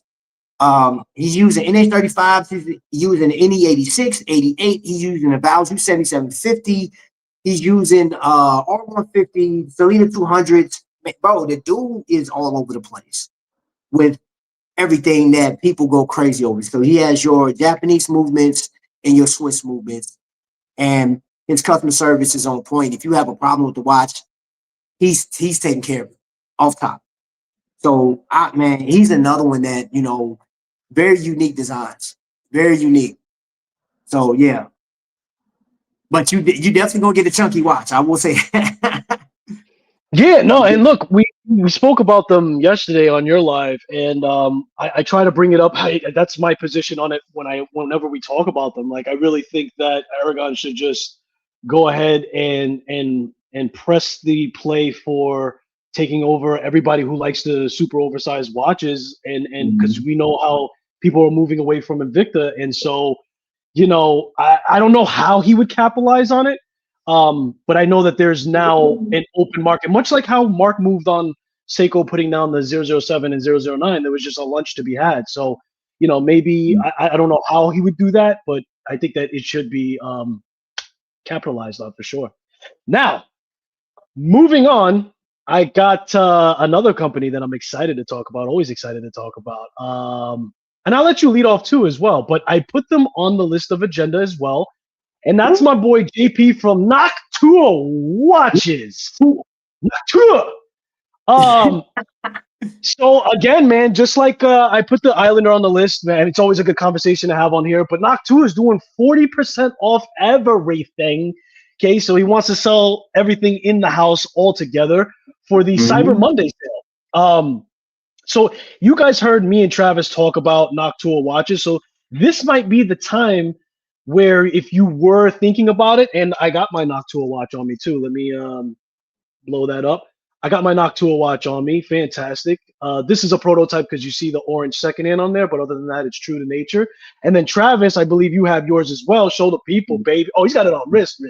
Yeah, so that's the black dial. Yes, sir. The black dial also has the date wheel aperture. His versus mine. This is a true NH38. Travis is the one with the actual complication in it, so it has a date wheel aperture. Yes, sir. So always, him and I are both big fans of the brand. Just so you guys know, we also know the brand owner personally. He's a fantastic guy, and I think that's part of the conversation as well, right? Like, we support not only the brand, but the people behind it. What has been your takeaway for Noctua, and what are your feelings about this Cyber Monday 40% off, Travis? Bro. It's brain numbing, first of all, bro. Like, it's giving me a headache how, for those people that absolutely love a tool watch, right? The comfort on this watch is second to none. Of all the watches that I have, man, I beat this watch to death, and it will not die. It just keeps going. The loom is amazing. The fit and finish is amazing. And the guy behind the watch is amazing. There's so many elements to this thing, right? I like the design because, one, it does give you sort of a sin. If you know about the Sin watch, it has elements of that. But I love the militant look to it. And somebody that's being ex-military, bro, like, I'm seeing the design cues that I would say police officers should have this, firefighters should have this. This should be a watch that's issued to the military Like flat out. I've said that before. I said that in my review. I think this is a watch that people can benefit from.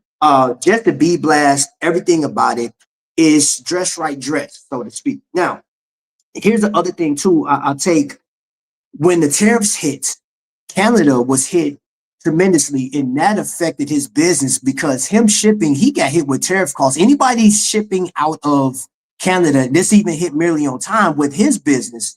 Bro, it wasn't a fair shot to them, and that interferes because this is a watch I think should be in the hands of people. It's at a price range that you can afford, that you can get. Now, of course, one of the things is you're going to compare, because you want to know, like as a consumer, you want to know what else is out there that you're going to get, right? So you will find other things that in comparison to this watch, you will find more affordable. But it's all about what you like, your taste. And for me, I like this watch. I mean, everything about this thing, man, from the crystal to the weight. Hold up. And I'm actually turning the bezel.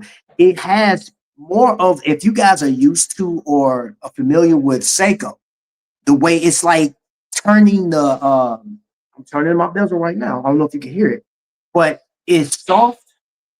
It doesn't have any back play, but it's firm enough to where like those little clicks remind you of a combination lock.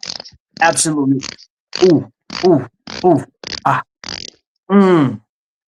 Bro, why you do that? Come on, man. I look crazy. I made sure I wasn't on camera. This is how I had to do it. Bro, that's wild, bro. So that's my thing is this watch is, hold on, I'm gonna take it off. I'm gonna just show you something real quick. So look at the undercarriage, if you will. You see where the end links are, man, that is reinforced. And then this thing, I beat this watch up, man. I took it on vacation with me. I went swimming in this watch, man. I've been doing push-ups in this watch. Bro, this watch has been through hell, man. It still looks good, bro. You can't see any scratches on it, which like very minimum. You have to really, like, 'cause I'm looking at it now. Yeah, they got a little bit of I scratched it. I did. Because I wore this watch, man. The water resistance on it is solid because I went in there. Of course, the crown was screwed down, but yeah. And I think like you can't get past, I'm gonna use his word, supple. You can't get past the comfort of this watch. It's just, and then it keeps keeping on. The keepers are solid. That's the other thing too. There's some watch companies out there that put some flimsy keepers on it. It just makes me upset. I don't like it. I don't know why they do it, man. And these are major brands. I'm not gonna call them names because we're talking micro brands right now. So, but as far as this watch, oh yeah. Look at that. Look at that. That's a thing of beauty right there, bro. That's a thing of beauty. Yeah, 100%. And I think the biggest thing for me, what hit me right away, I mean, I love the familiarity of the two together, of the SKX and the Sin for sure. For me, like I liked that, but also what really like took me back was like this bead blast throughout on the case and on the bracelet as well. Yep. You managed to scratch it, but I know that you probably put it through hell. But it is very, very difficult to show the scratches on there when you have that. But it's more than just that, man. It is almost like having a coating, if you will, when you have that kind of bead blast to it. And so you're gonna have a very hard time to scratch it. And when you finally do, that feels like a lot of character in the watch for sure. And that's what I've loved the most about how that felt aesthetically, but also functionally for the watch, and just marrying the two designs together. I think he did a very good job entering the market. A lot of people had a tough time wrapping their mind around the price, which is why I wanted to bring the watch up specifically now, because if that was the only thing stopping you before, again, just to go on the landing page. What's that? It's 40% off now. There's no excuse. Go buy the watch. There's no excuse, man. Yeah, I mean, at that point, it's there for the taking. So, and that's a crazy price for sure, because I know the backstory. A lot of people feel the normal prices, but he's a one-man show. He's just starting. So like his cost, he's not really being a pig at all. His cost is high, and with this sale, he's trying to just get watches on wrist for sure. Like that's a crazy price, knowing. Okay. And I don't know if he wanted me to tell that much information. But yo, it is what it is. Let's to be fair, for anybody that's watching this, it is a thing that if we're homeboys, if I find that you're like extremely cool and we develop a relationship, which I mean, I'd call this brother up and be like, hey man, how you doing? Right. But then you come out with a product. So I'm going to be partial to him, you know what I'm saying? But just like my relationship with Tony Woe, like he does records and stuff like that, he does books. If I don't like it, I have to be, I'm not a friend to you if I lie to you, right? But with him, I know the cost that goes into this. Technically speaking, to put more money in his pocket, I mean, yeah, he could have went up a little bit more, maybe squares another $50 to $75 out of that thing. But that was one of the arguments across YouTube was like, hey, this is an expensive watch. But so is William Wood, right? So is Vostok Europe. And they use NH38s, NH35s in their watches. I mean, William Wood, and I get it that, you know, the heritage of his grandfather was like a firefighter or something like that. So they're using old firefighter equipment and things of that nature. But this watch is over $1,000 and it's powered by NH35. Now, don't get me wrong. A William Wood watch, and when you look at it, is phenomenal. I will stand on it. I like the watch. If I can get my hands on one, I would. I'm not paying $1,000 for it. I'm telling you off top. I'm not. You know, I wouldn't do that with a Vostok. And I think they have some pretty good designs too. But when we're talking about what would you spend your money on, it comes down to your personal preference. If you have the disposable income, do I think this watch worth that? Yeah, I do. I personally think, you know what I'm saying, based on what it is. Now, do I want to spend like before this 40% off? I'm like, you know what, bro, before I spend that money, there's some other watches I would like to add in my collection. That's fair. Again, Islander is another one. You know what I'm saying? And I told him, I said, hey, bro, I do. And I told him his watch was on my docket of things to get. But there's some other watches that I want to get first before I dive into, you know, spend that money. And I'm going to support. But now I have this in my collection and I have the other watches. And now, because he's having his 40% off sale, there's no excuses for those people that said they like the watch. It's 40% off of everything. Everything, bro. That's crazy. Yeah, and, just to answer your question, Kev Cook, it's 40% off everything on the website. Yep. I like. I have to go to the website and see if they have 40% off discount. Hannibal, Bullets, King Eye. Okay, I'm just looking at the chat. Protect be my choice. Okay, maybe Kuo. Protect. Hey man, I think, you know what? I saw Kuo 3 years ago, and Kuo was not as expensive as they are now. Kuo price has jumped up there, bro, and they have NH in there too. Yeah. Okay. Yeah, I remember Kuo when they first came out, bro. Everybody's going up in price, bro. It's like, I mean, I was trying not to say that. I'm like, who has it? So show me the guy who has it. I'm gonna say it, bro. Like there's been some like crazy price jumps, man. I'm gonna call the company out. Some bigger than others, to be fair. Yeah, I absolutely enjoy this company, man. But like, bro, they had 2 price increases last year, man. Squale, man. I'm like, yo, stop, Squall. Okay, what are you doing, bro? I like Squale, but I don't want to travel down this path of everybody got to go up. And I get it, the tariffs, man. But I believe, and I'm just gonna say this. I believe the tariffs gave companies the excuse of going up to get extra money. And I'm like, it's not like we're getting extra stuff. Like we're not getting anything more or new to what we like, man. I'm like, but that's why I respect and like I'm going back to Mark. Mark has a couple. If you want to get into Squale, just throwing this out there. If you missed his behind the scenes, he got a bunch of Montauk's that's coming out, and that's the most affordable way to get into a Squale. And I'm gonna tell you this: I've actually tried on the Montauk. It's a nice watch. It's like 38 millimeter. It is a nice watch. And if you want to just get into that, you want to break the bank. I believe he's going to have a Cyber Monday deal on bracelets, but I don't know if the Montauk is going to be one of those or if he's going to wait till Christmas. But right now, you can get that watch for under $600, and I honestly believe it's well worth it. That's just me personally. Or you can bypass that and spend the money over here at Noctua Watches and get 40% off of everything. What are we talking about? Why are we still having this conversation? Y'all baskets should be filled up right now, right? And y'all should be pressed. Where's Jay Jones at? Jay Jones, get some. As a matter of fact, somebody call that dude. Don't you? If you buy another Invicta piece right now, man, I'm breaking your fingers, bro. Like, stop it. Quit. Yeah, man. I mean, yeah, Cyber Monday is the time to do it, and that's the reason why I included Noctua Watches. Hannibal brings up ProTech as far as like being in that tactical realm. Hannibal, I'm actually gonna have Barry Cohen on the show. Ooh. Oh, is it Tuesday? Yeah, I'm gonna round back and have a conversation and see what he's been up to, because I've had him on the show before. I love that brand as well. And as far as being the father of Tritium, but also being the father of, should I say collaboration? Not collaboration, but actually, doing watches for the Army, doing watches for the United States Marine Corps, I believe, right? Yep. Fantastic job. That's been his niche for a very, very long time. And I want to see what he's up to now. I know we left off with him doing automatic watches in his tritium tubes and everything else. So anyway, we're going to save that conversation for, I believe it's Tuesday. Check my live programming. I already have it up there. So we'll see what Barry's up to. And he's legitimately, I call him just a founder.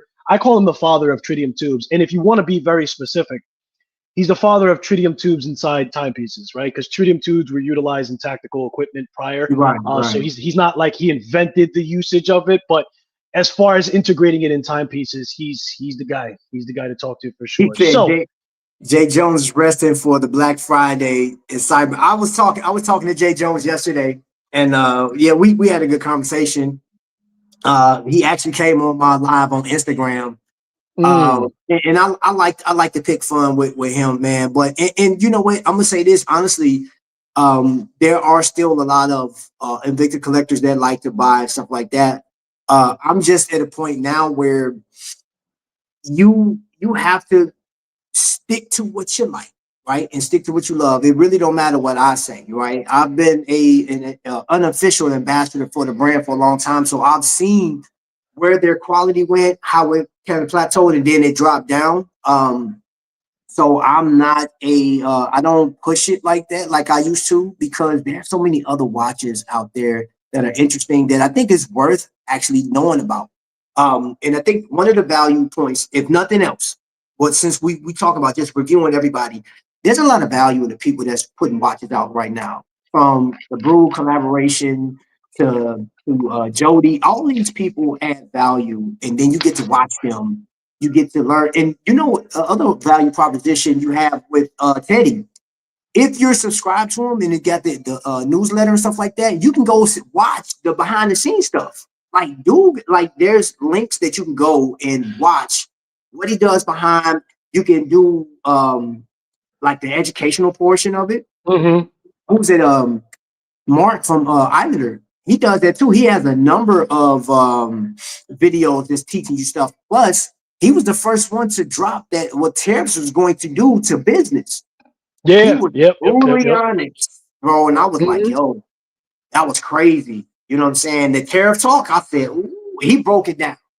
He's like, hey, this is cost. So I'm just saying, there's value in and I'm not trying to pick on companies like Invicta, but like A.L. Lalo is not going to do that.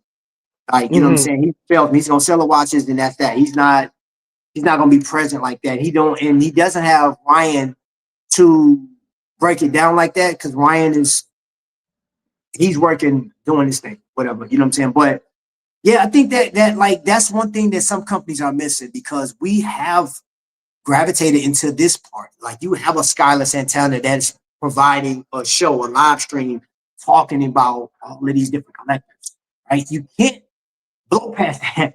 You know what I'm saying? Not respect it. You see how I set it up? Yeah, bro. You should change it up. I wasn't expecting. I should have by now, but that was good. That was good, man. So yeah, man. Noctua Watches, get your chance to put one of these tactical bad boys on wrists. Travis and I both give you the green light. And I'll tell you something, man. Just to really solidify the Noctua watch, I know things, and Travis knows things behind that man producing watches, and the reason why we support him so much is because he's got ideas that he wants to bring to market that just requires a cash flow at this point, just to talk candidly. So, and he's got ideas that that's not being done yet. And he also is a YouTuber, you know, that created his own watch. It was under a different name. He had a different platform. He started off as modificating. It was Dad Mods Watches. So he's in that list and in that flow of things of providing a service and showing you guys how to build watches and everything else. So I know he's got stuff in the barrel for us coming up for his totally different collection. So yeah, you know that as well, Travis. So I really want to see it. I want to see it. But yeah, man. So moving on, I have another, and this is the last one. You're good on time still, Travis? Hey, bro, I'm good. We go. All right, cool. So I got another one that I want to bring up. It's actually going to be a kind of a split between two watches at this point. You probably know a little bit more than me on this one. I mean, I did. Yeah, no, this is the conversational piece. We're gonna spend some time over here. So get your popcorn. Get another bucket of popcorn, okay? So you guys may know this gentleman, Design Atelier. I think his name is Jason. Correct me if I'm wrong. Is it Jason's first name? Okay, so Jason is a watch reviewer. He's known for his edits in his watch reviews. I think that's the biggest thing that people really were talking about as far as the conversation goes prior to him coming out with these watches. He does a fantastic job editing. And he's funny. He's witty. I do enjoy watching his reviews and his content, but now he's come to market with a watch. And you know what? Let's stick to this one first. I wanted to start with the Flux. This is, you know what? Travis, go ahead. Take it away. What's your feels on this Flux Quadras that he brought to market? One, first, the name itself is a mouthful, bro. And it's like, yo, it's so bold. It jumps out there. But I love before we get to the bracelet, I love that TV style that takes me back in the day, right? This thing, so it hits you. Look how elegant that thing looked. But then it's like a sporty vibe to it. And then you get to that bracelet, the armor of this watch. That watch is amazing. And it's the movement, before you get into all that, but the bracelet itself is next dimensional, bro. Like, that literally comes from Cybertron. He ain't gonna lie to me and tell me that they made that. They stole that off of Decepticon, bro. There's no way, bro. Yeah. Bro, that watch in its entirety is so sexy, bro. That's the word I'm gonna sum it up as. That watch is sexy business, man. And you have to look at that video. For those that didn't see this video, go check it out. Listen to what he says. He breaks it down. He tells you the cost. He tells you what goes into it. And there's not like, you know what's crazy? He didn't say that there's like some type of elaborate story that goes along with it. It's just, hey, this is the design we had and we came together as a business and boom, this is what you have. And I'm like, yo, it's a bold move. And I say that because of where we are right now with tariffs and all the other designs that's out there, all the other watchmakers and your group of forces and things of that nature. Bro, when you're talking elaborate styles, when you're talking like the aesthetics of the watch, I haven't had it in hand. And, you know, he mentioned that maybe one day I will get a chance to hold it, look at it, put it on wrist, which I cannot wait for that day. But from what I saw, I am a fan. If I've never seen another watch that if I was going to spend the money, if I was going to drop the cash on a watch, it would definitely. You saw the edit, man. That's crazy. His edits is sick, bro. His edits are crazy, but yeah, that watch is it. That's the cat's meow. And I know who was that? I think I was talking to who was the Hannibal? We were talking about it. It was something that like we didn't go in depth with it, but it was something that he didn't like about the watch. But until I get it in hand, I'm sold. I think it's one of the best watches on the market for like a new watch that's being released right now. This edit is crazy. How you just pull two watches out of nothing? He's a magician, bro. He's a magician on edit, man. That transition was crazy. Yeah, I love when he just pulls the screen. He just goes like this, or he takes the iPad and he just bring it's awesome.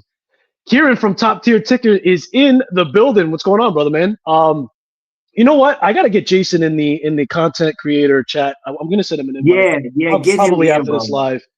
I love this. I love his entry into the market. Right, we can expect there to be an incredible insight into specifications and what we want.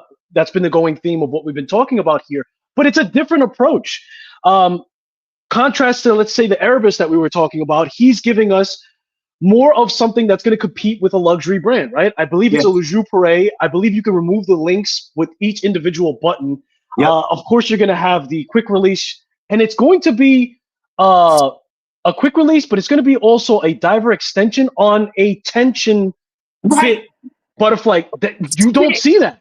It's sick, bro. You don't see that. I'm going to bring up images of that, of course.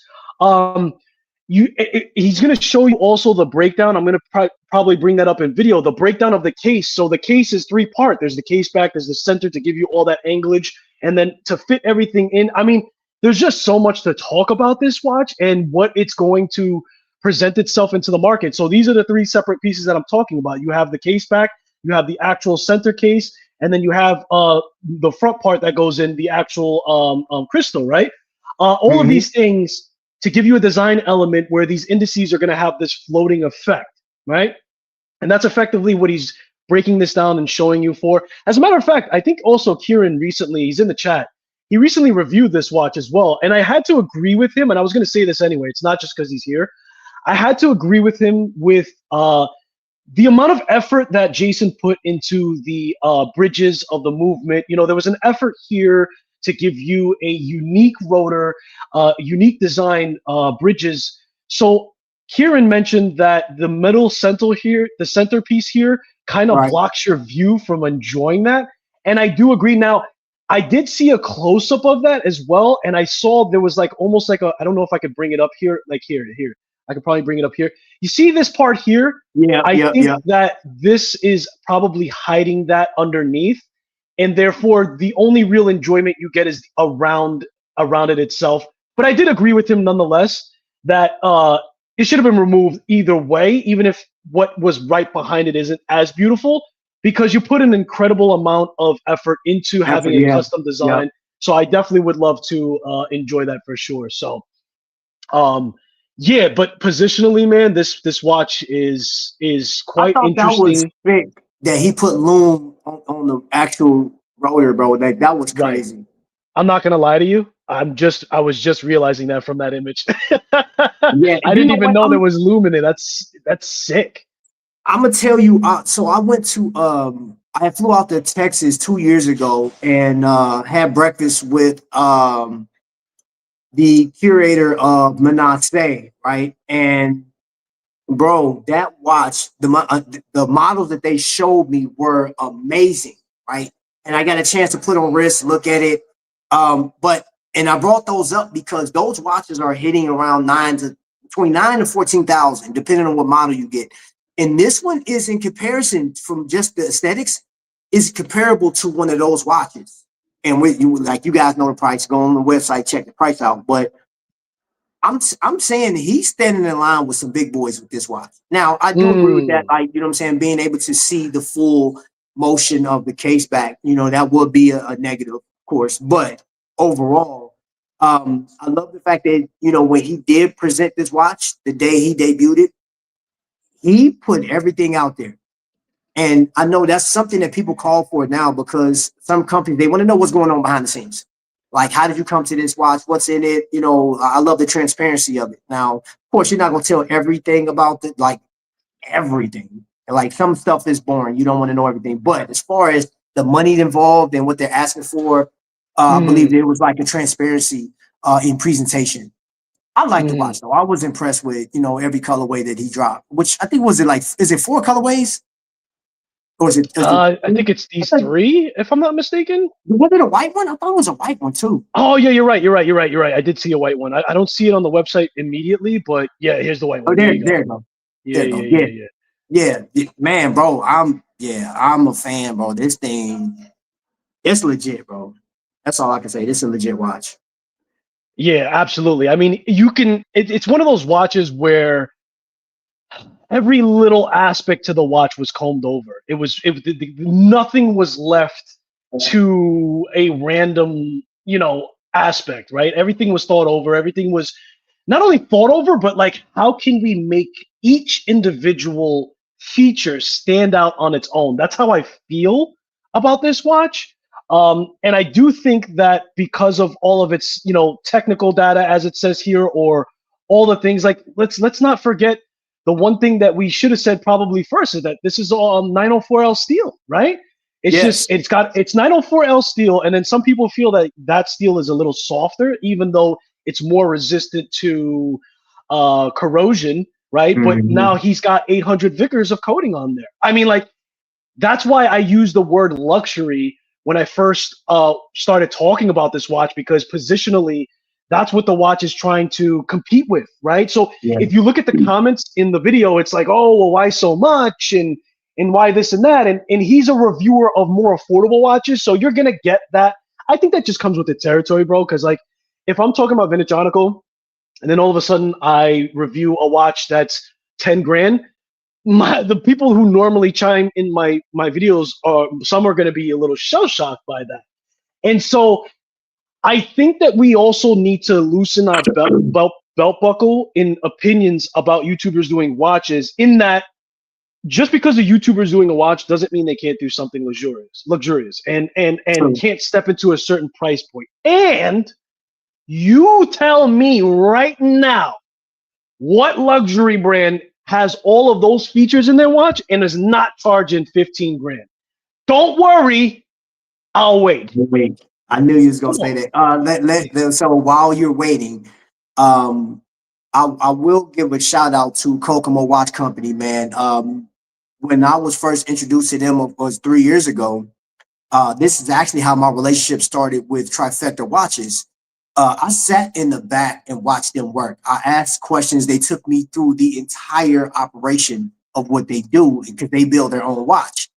Now, the logistics alone, right? And they weren't one outside of them doing whiskey wheels and watches, like where people were coming to them.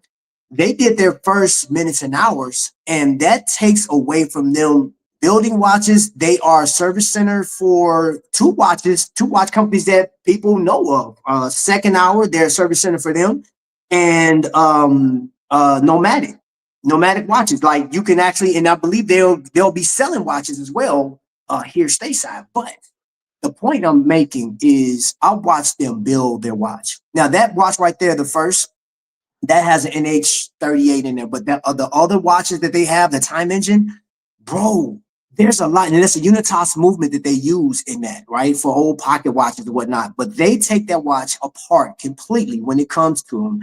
They blew the screws, they do the perfilage, they do everything. They redo bridges, bro. Like, they take that watch and redo it, and just off of the effort from that, and plus they do Visitor, as well as what was the other watch, Flederman Von Reese. And I'm looking at the breakdown on how they make these watches, power reserves, finishing, everything, right? They even did a couple of watches for me, right? They redid some watches. I even have a watch being made currently. But the point I'm making is, like, for Jason to come out with this, or any watchmaker, right? Anybody that designs a watch, I do have to give them that type of respect. You know, I'm not saying everybody's gonna give it to them like that, because people got that popcorn energy. They want something right now. And it's funny when we're talking about money and the luxury and horology, people like, well, if a watch company would just give us XYZ on a watch, I'll be happy. And when somebody, a YouTuber, comes out and they give you XYZ, and then go a little bit further than that, they give you PB and J with it, you're like, it's cool, but if it would have had this, I'm like, man, you're never satisfied. Or the price. Try making your own watch. I actually have the schematics to a watch that I asked, you know what I'm saying, like, hey, could you guys build this? How much would this cost? They gave me the price. I was like, man, and if I did it to scale, oof, dude, just to sell 40 watches of what I would have to invest $75,000 just to sell 40 watches of what we're talking using NH movements on the design I wanted, because I wanted to put more into the case in the bracelet design. And you're talking, I would have to like sell my house to make 40 watches, you know what I'm saying? Like, and probably buy me a little camper or live in my Suburban or whatever. But it's not as easy as people think. It's not, but man, making watches, the logistics, getting the loan, bro, it's crazy because I was looking at the X1, the X1 II that just came out a few months back. There's a lot that goes into it, appliance stuff, the failure rates. There's so much that goes into watchmaking and building. So I do have I have a more respect. I respect it, as my man would say. I do respect people that come out with their own designs. Whether you like the design or not, there's a lot of effort behind the scenes. That's minus anybody that's buying off of AliExpress because it's easy, because they buy the cash, they make the watch, boom, there's nothing, it's a cash grab. But for those that are designing watches, I have the utmost respect for. I just do, you know, and whatever the price is, if you like it, you're gonna buy it. So this one, I'm not opposed to the price. If I had it, I'd buy it. I think it's worth it. I don't know what colorway bro, if you were to get this watch, what colorway would you go? If I was to get that watch specifically, I think I might go with the white, man. Honestly, I think the white is super, super clean. I do like most of them. Let me just take a quick peek again, just to jog my memory, because I know I like the blue as well, and blue's just easy to pick off. You know what I mean? Yeah. I'm not really crazy about the way I know why he did the red like this, but I'm not. Yeah, it'd be the white or the blue. And quite recently, I've been more weak for the white colorway, so I'd probably go like this right here. Yeah. And you know, there's just so much we didn't even touch on this watch. I mean, there's so many features, like how he did the indices, the hands finishing and everything else. Like, there's so much to this watch. I think he did a fantastic. There's a lot, man. He did a really good job. And this is going to be a limited run, right? Like, so like when he's done with it, I'm sure he's going to have different iterations, but he says very clearly in his video that for these colors that are already released specifically, once they're gone, they're gone. So, you know, that's how Jason wanted to enter the market. That's how he wanted to compete. And I love it. I love that he's unafraid to do so, even though, yes, it's gonna be a lot of money in order to bring. I can't even imagine how much it cost them to bring this to market. I can't even guess. I mean, listen, different manufacturers, different connections and everything else. I'm sure that it works differently for everybody who has relationships.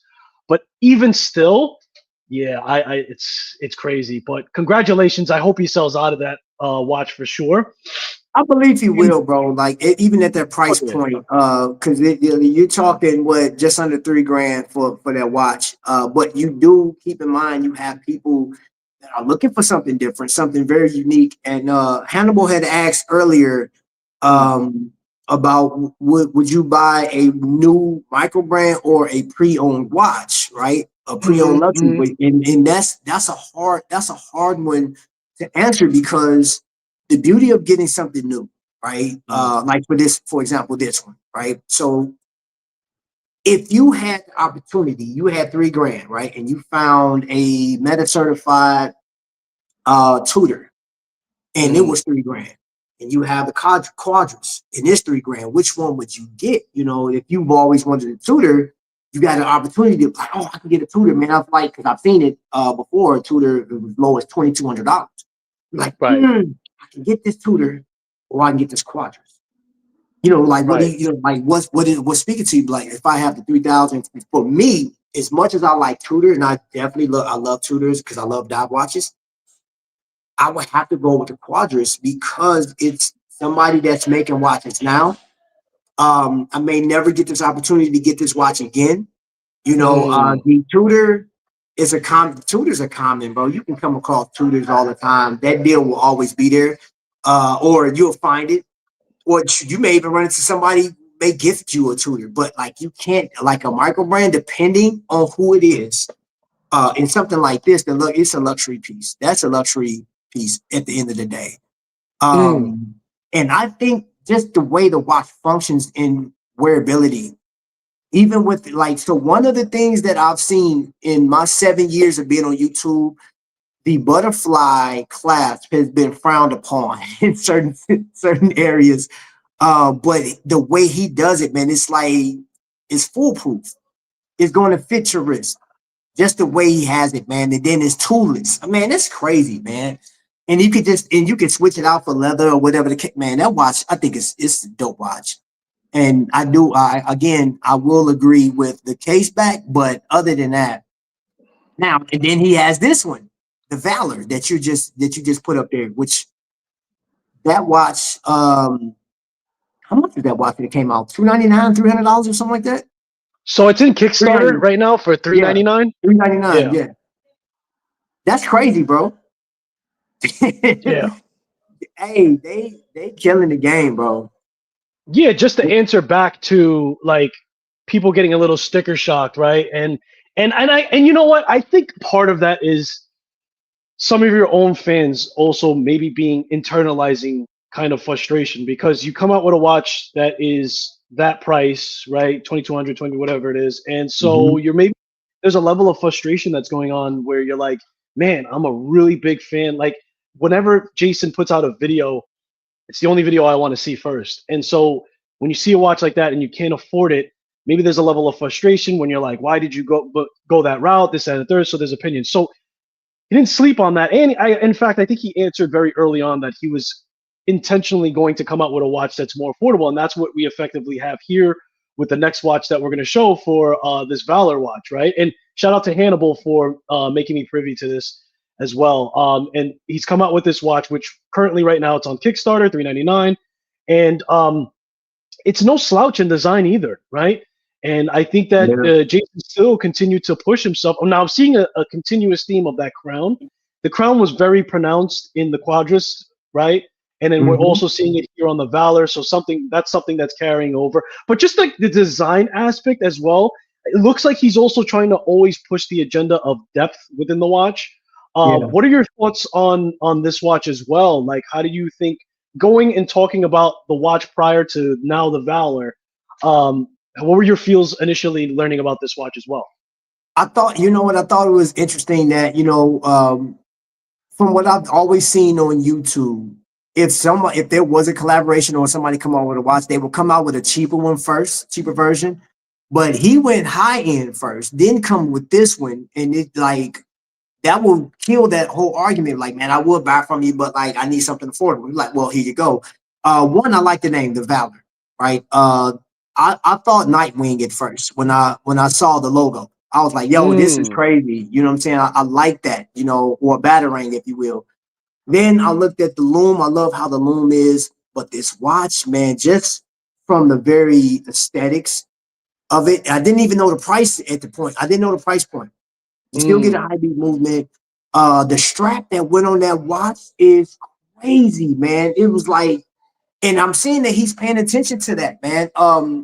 Another feature that I'm like, okay, I want to see this watch too. You know what I'm saying? Because like I'm seeing a trend here.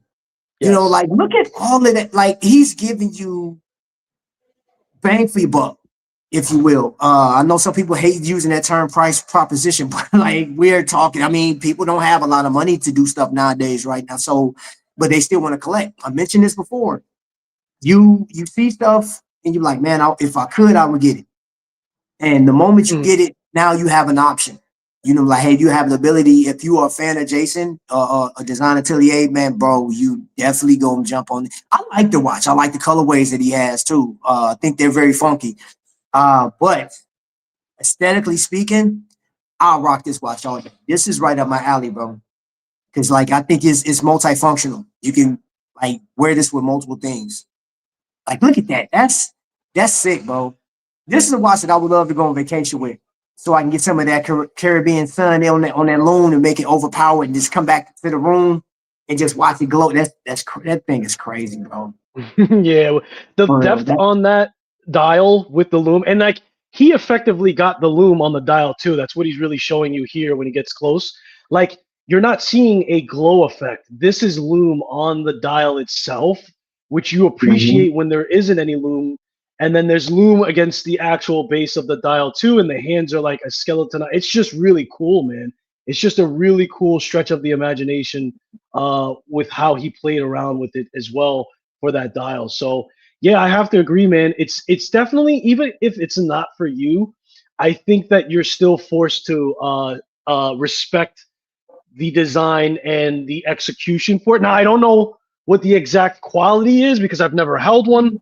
Right, but again, But again, I would imagine that it's almost embarrassing, right? Like if you review watches, you're not going to have a subpar quality. You're always going to do the best you can to facilitate relationships in factories who can produce a very good quality. And then like if I was making a watch, dude, and obviously it's going to go out to reviewers, whether they buy it or I send it to them, and so they're going to have and they're going to have their opinions. And of course, I want to impress them. I also want to have self-respect for what I talk about when I do my reviews and what I expect as a watch reviewer and a watch enthusiast as well. So going back to the watch itself, man, yeah, I think that this is no slouch. I think that it's nice that Jason also introduced something that is going to be more affordable. It's very, very smart. You see the second hand reaches out to the end of the dial. The centerpiece of the dial is very, very interesting. I think that this applied logo also is a little slanted in 3D type of feel. I'm not entirely sure, but it definitely is a watch that's constantly trying to create depth and also give it a visual effect where it's almost like an illusion, right? It's almost like trying to push the agenda of an illusion and everything else. So, I mean, the only thing that I would have loved to see with this is an actual bracelet. But other than that, Megazoid man, and Ramon is pulling out, bro. Yeah, holler at you guys, man. Appreciate you. Megazoid and Ramon is pulling out. They got to get back to work or something like that. So, yeah, just want to we appreciate you guys joining us. Yeah, absolutely. Thank you guys so much. Sorry, guys. I'm like switching between screens, so thank you. No, you perfectly fine, bro.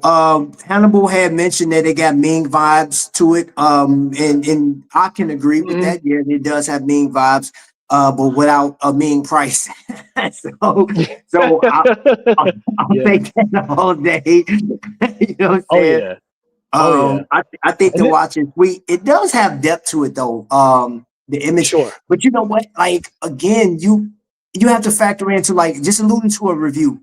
And there's only so much we can say about this watch. Like from the appearance wise, it looks amazing. But then what would you compare this watch to? Like if you do have a Ming, which I've actually had a Ming in hand when I went to Moyer. Ming does a great job. Like the finishing was great. It's depth to that watch. But like, what do you compare? Like, what do you compare it to? Because you have to have experience with other watches. Because if you haven't had that experience with other watches, that watch is going to like, oh, it's phenomenal, it's amazing. Until you put it up against a watch that's actually phenomenal and amazing. You're like, wait a minute, hold up. I'm gonna have to go back because this watch, in comparison to that one, oh yeah, you know, which again, I think some watches like San Martin, for example, I think San Martin does a great job with their finishing in comparison to higher end watches for the price. You like, hey, Wing. I mean the Wing. They're charging $450 for a watch. It has a high beat. But the finishing, like, wow, on the bracelet, they got on the fly, like, wow, for $450, where this other company is charging $800 to maybe $1,500. You're like, okay. For example, I have my Longines Hydro Conquest, right? That watch is great. I think it's like the finishing is amazing. But then if I put it up against one of my my dive watches from Long Island, I'm like, wait a minute, the Islander is actually comparable to my Longines, right? You know, now I don't have the movement wise, no, we can't do that. But like the way this watch looks, man, this giving Longines a run for his money, bro. And I'll pay a fraction of the cost. You know what I'm saying? That's $1,000. That watch was $1,100 altogether. Now, of course, I didn't pay $1,100. You know what I'm saying? Like, there's another YouTuber that say, hey, don't pay full retail. But if you can help it, don't pay full retail for a watch. But I have to say that some of my lesser watches in price, build quality is on par with some of my more expensive pieces. And that's the one thing we don't have about this watch. We don't know what it compares to. Does it compare to a Ming? What other watches would be in that category as far as aesthetics is concerned? You know, I don't know. Norcane maybe, because Norcane does a great job. That's an amazing watch for a independent. I'm not calling it a micro brand. It's independent. Sorry. Yeah, bro. Yeah. So I don't know. No. You know what? I think that's the point. I think the point is that you could definitely see inspiration here, but it's done in the way a homage is supposed to be done, where you can't necessarily say like, oh well, this is just copying that. That's not what he's Yeah. doing. Where Yeah. some of the brands you brought up, like San Martin, there's definitely questionable models that you could say that on. Going back to where I see connections between his more affordable watch and the more luxurious watch that he came out with, we see him doing a custom rotor. I think Nomadic gives me that. That's what comes to mind for that kind of rotor that he has Yeah. spinning in the Yeah. background of it. Yeah. Other than that, I don't, I'm not comparing anything else. But also, something we didn't mention here just yet, but this is also grade 5 titanium, right? So, Yeah. he's still trying to give you uh no, I don't want to say luxury, but I want to say like he's trying to pay attention to even like the materials that he's giving and the customizations within it, trying to separate and be different enough to where, yeah, you're gonna pull a few things out of this watch and be like, oh, you can say this is kind of like a Mingish part of the watch.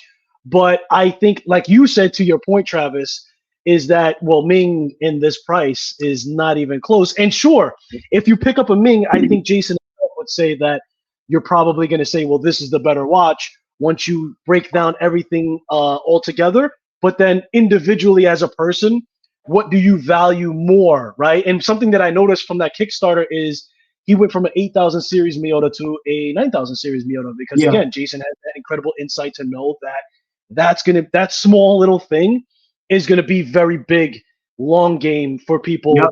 and then still having an incredible Yep. price. So again, and I've really been impressed with all of these releases for sure. I'm no like even if the Quadras was less money, let's say that was a $500 watch, is it really for me?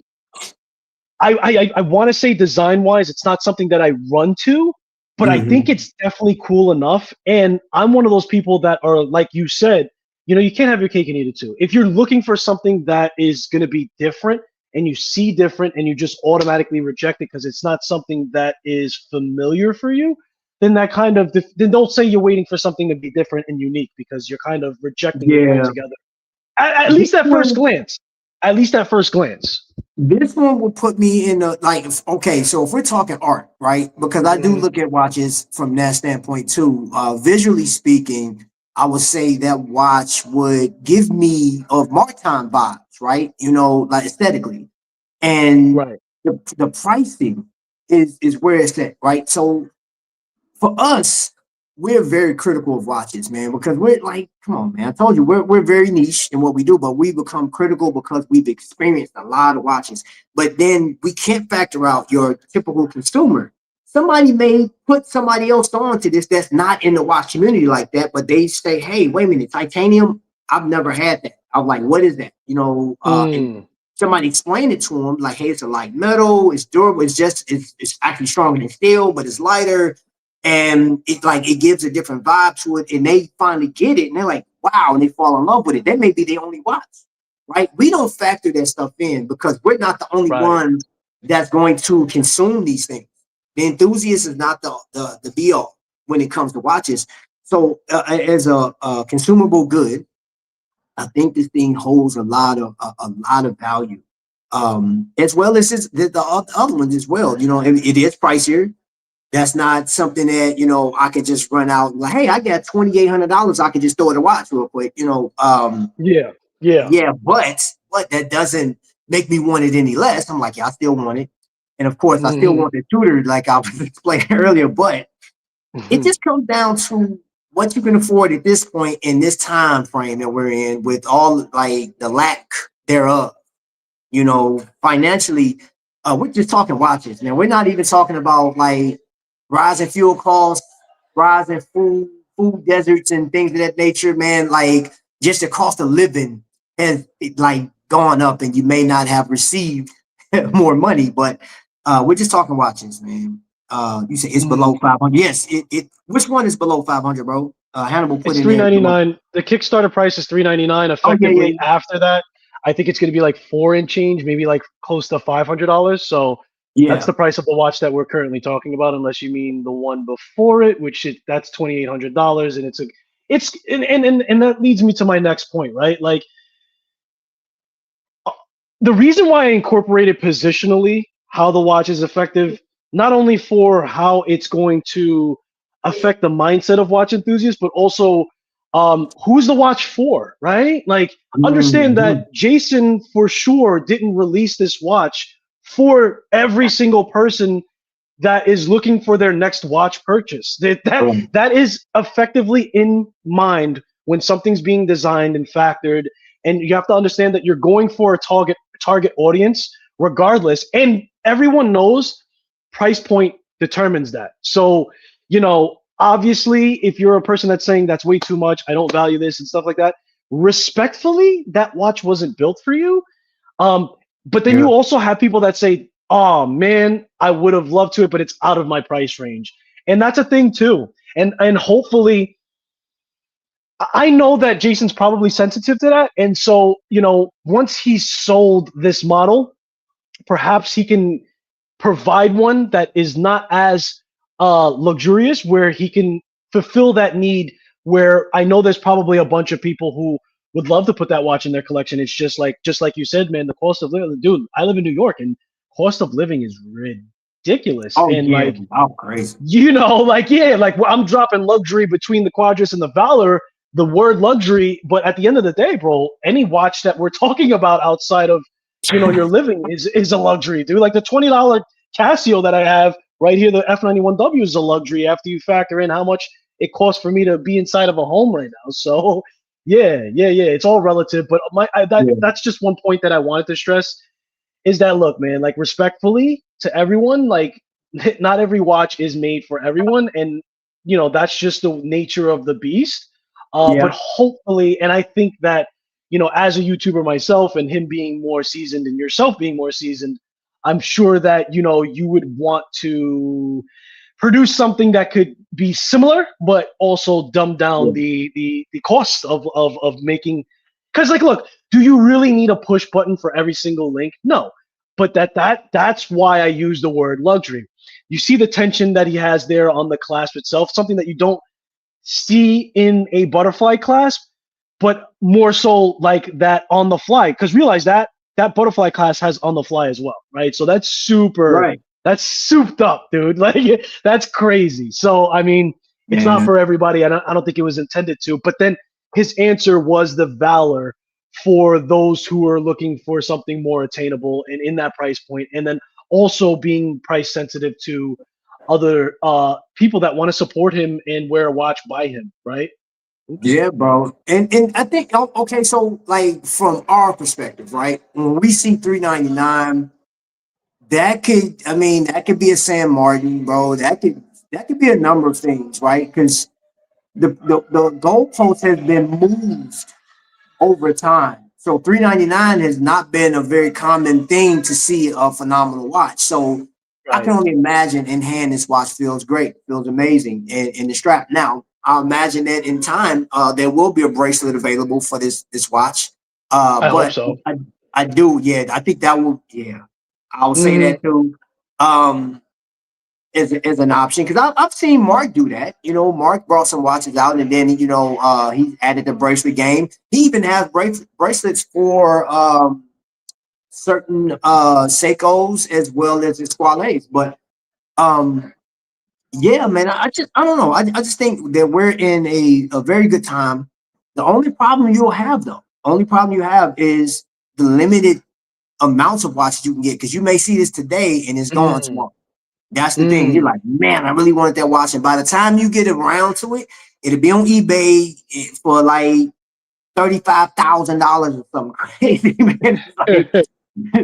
Like the eBay sellers be killing me, bro. But yeah, man, outside of that, everybody that you covered today, that we talked through, um, everybody has a certain point, right? And there's an Mm. excitement around it.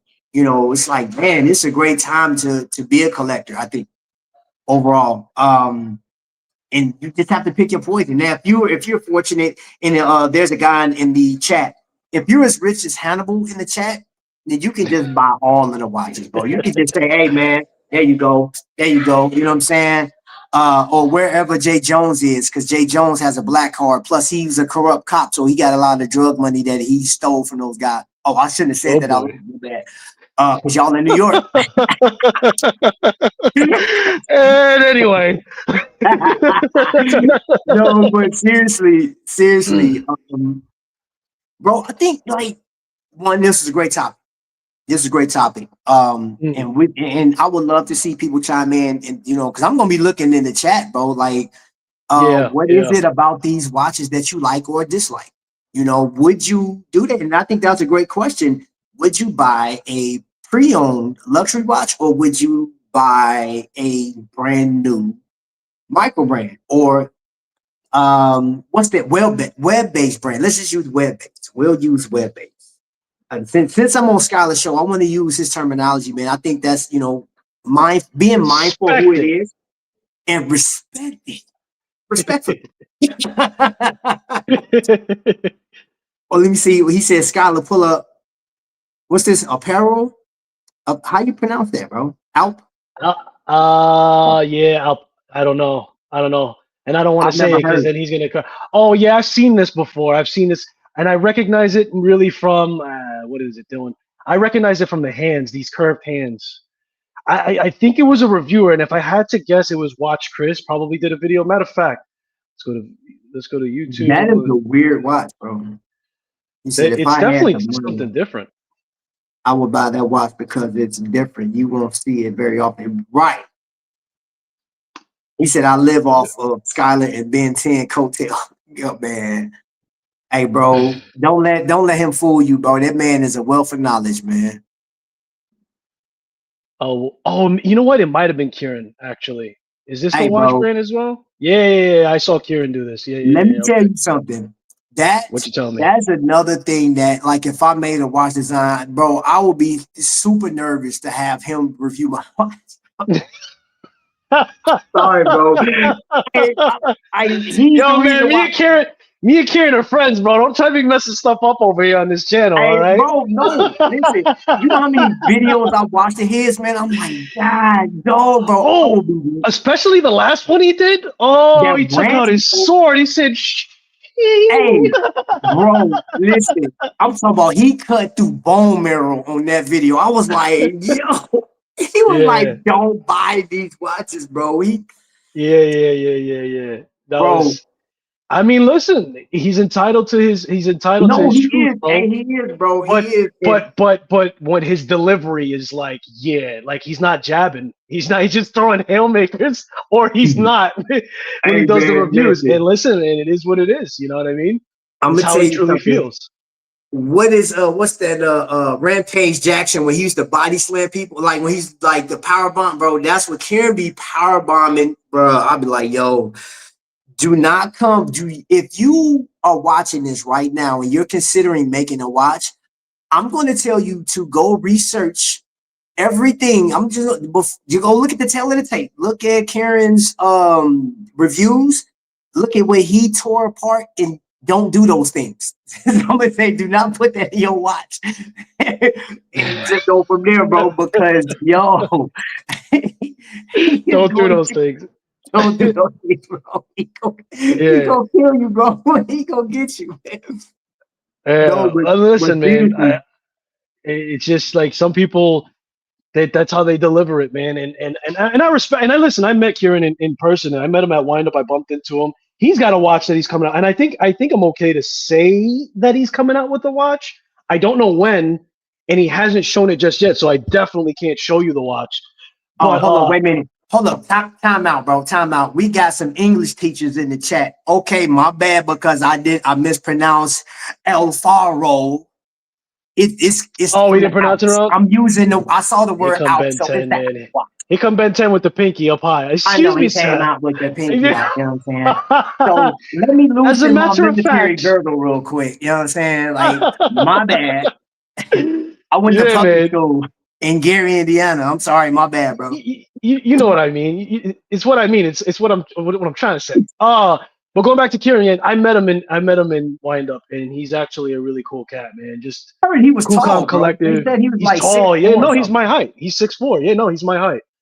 And he showed me the watch that he's coming out with, and I don't want to say anything other than when you're a harsh critic and then you come out with a watch, you got to be able to take it now. You got to be able, if you can dish it, you got to be able to take it. And I liked it. But I don't want to talk about it too much because I don't want to, I know he's embargoed some of it, but yeah, man, I think some people are going to like it for sure. Yeah. But him as a collector, and he's done many videos, Kieran, and he's very particular about what he keeps and what he likes. And so his content runs parallel to that, but he also is very he's very objective about it at the same time, if that makes any sense. You know what I mean? So I think it's fair enough. Hey, so you got, who is this? Micromilspec is in the chat. Oh, Micromilspec. Yeah. Oh, he's an absolute gentleman, this guy. Yeah. So oh man, he's just, let's bring his watches up on stage too, man. And I gotta grab one of his watches one day. Have you seen him at one of the shows, Travis? Have you experienced the Micromilspec watch? I haven't come across him yet. Say it again? I haven't come across him yet. Okay. Yeah, so from what I understand, and I've seen them at the show before, they really are heavy on having their watches field tested, right? Like they really want to make a watch that is going to stand up to tactical kind of things. We were speaking about that a little bit earlier too, on tactical watches and everything else. Actually, I've seen a lot of content on the Covert Crows channel. He's done a few reviews if you guys are interested. I do need to get one on the channel as well. I'm sure it's just an email away, but absolute gentleman. Even had flowers for my wife, like was fully expecting me to come and speak with him and stuff like that. So just as a person, incredible. What's that? I had an interruption. I said, I apologize for that. Oh, no, you're good. So this is also a really nice watch as far as that is concerned, all of the specifications and everything. There's a lot of, as a matter of fact, forget the other gentleman's name. He does a lot of good wind-up videos too, and he loves this brand as well. I think he's out of New York too. But they make fantastic watches, man. That's just nice if you look piece, at the they make the specifications, especially on the watches, are just really, really nice, man. Time and Tide, I think it is. Yeah, there you go. Time and Tide. That's some of the content I absorbed of Micromilspec was through Time and Tide, and he really loves this watch. Okay, that's what, okay. Thank you for reminding me, because I was like, this watch looks familiar. I did see that over there. Yeah. You seen that over there, right? Yep. Because I'm a fan of Time and Tide. Yeah, I am as well, and I always enjoy watching their wind-up videos as well. So, but just super all around watch, man. Hey, bro, but you know me, man. Anything that's militant, bro, like that thing, that scream military to me.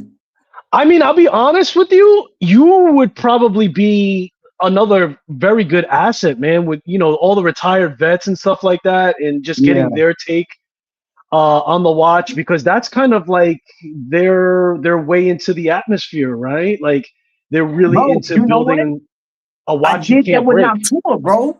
I took his watch to VA hospital with me, bro, and they was like, "What is that?" They was going crazy. So yeah, man, like, bro, I think we all kind of share that, that same vibe, man. And I like that chronograph. That thing screams, "Hey, wear me."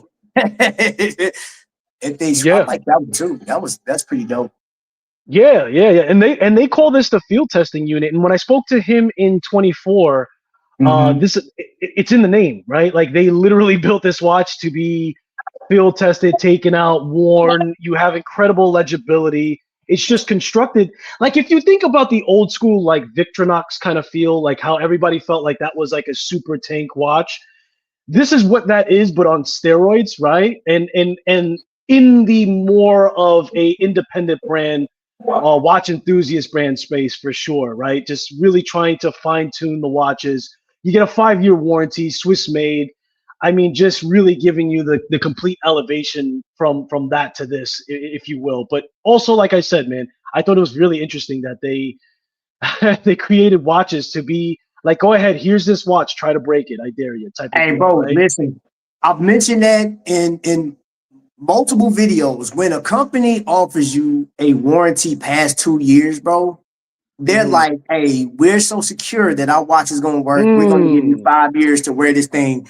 And Longines is one of those that I've seen do that. There's another micro brand, C-Home does it. C-Home and Nomadic does something similar to that. And they'll even go as far as like, hey, not only are we going to give you this, we're going to extend it as long as you get it serviced with us. It's like for life, right? But for the most part, when I see a company go past 2 years, I'm like, okay, all right, I'll try that because y'all know I'm active. I'm out here in these streets, bro. I'm doing trails, I'm swimming, I'm doing everything, bike riding, the whole nine. If we had mountains in Indiana, I'll be climbing the mountain, bro, with my watch on. You know what I'm saying? And if that watch does not last, I will be the first one to say, hey man, this watch trash, bro. Like it's not, the aesthetics are great, but it did not last. You know what I'm saying? And even because it gets cold here, some of my watches do not stand up to like 10 degrees of coldness. I've had watches stop on me. Those watches got pitched in the trash bin. I'm like, yo, if you can't rock with me out in the wilderness, bro, stop making watches. Like, don't think that everybody lives in a warm climate, bro. It gets cold in this jump, you know, and that watch has to be, and I'm not going out in like 20 below weather, I'll die, but I'm from Chicago, bro. You know what I'm saying? So it gets super cold there, and the watches gotta last because I'm outside. I like to walk, like to get out in nature, man, and play like with my kids. I'm like body slamming kids in the snow. When we get the big snow, we out there wrestling and stuff. And I always got a watch on. If that watch comes off my wrist, bro, you didn't secure the watch. It's not my fault. You did a terrible job. You know what I'm saying? So that's why, and again, going back to Noctua, when I took this on vacation with me, bro, and I was reporting back to him during my vacation. I said, yo, bro, this watch is phenomenal.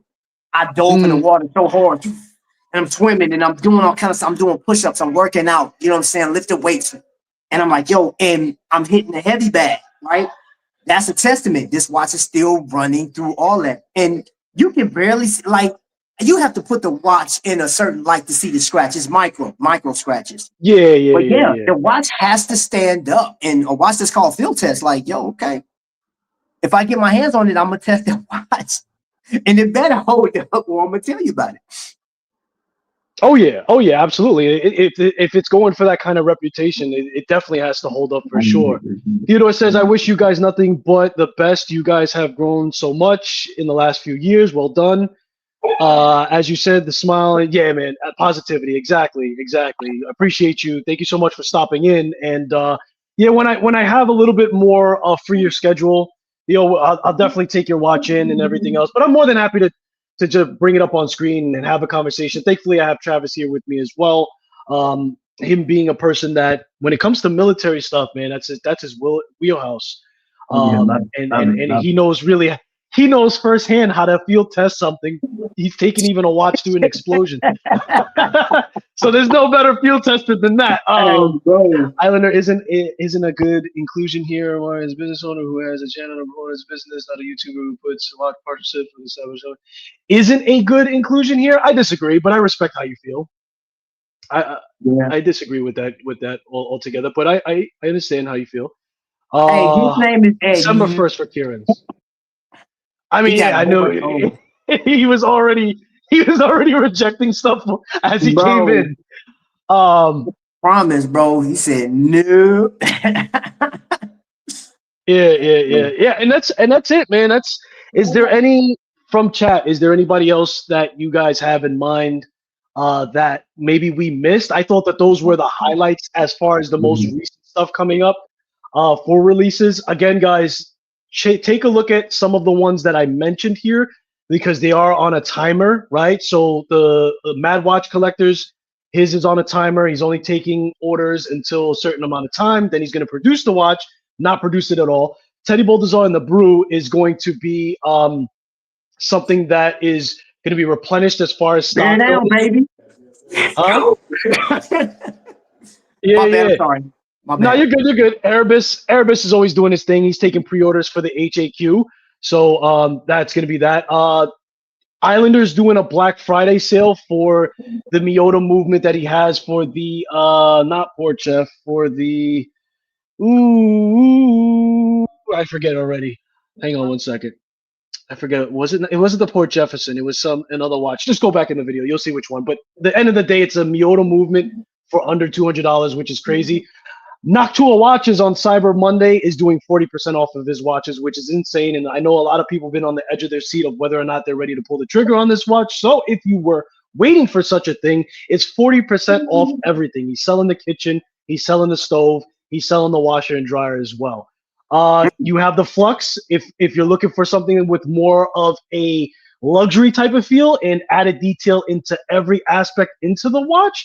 You just take a look and see exactly how he constructed Jason this watch altogether.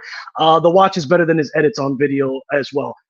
If that is too much and price out of the market for you, he has something a little bit smaller that is still not a knockoff. In my own opinion, this is going to also be a rare material, not a rare material, but not a common material of titanium, grade 5. So you can also go that route as well, which is more friendly to the price point. And if you act now, you'll get that $399 instead of outside of the Kickstarter, which I'm sure the price is going to go up. Aside from that, you got to give an honorable mention, bro. Honorable mention. Oh, Micromilspec. Got to give an honorable mention. I love this guy. I love this guy. And you know what? Oh, go ahead.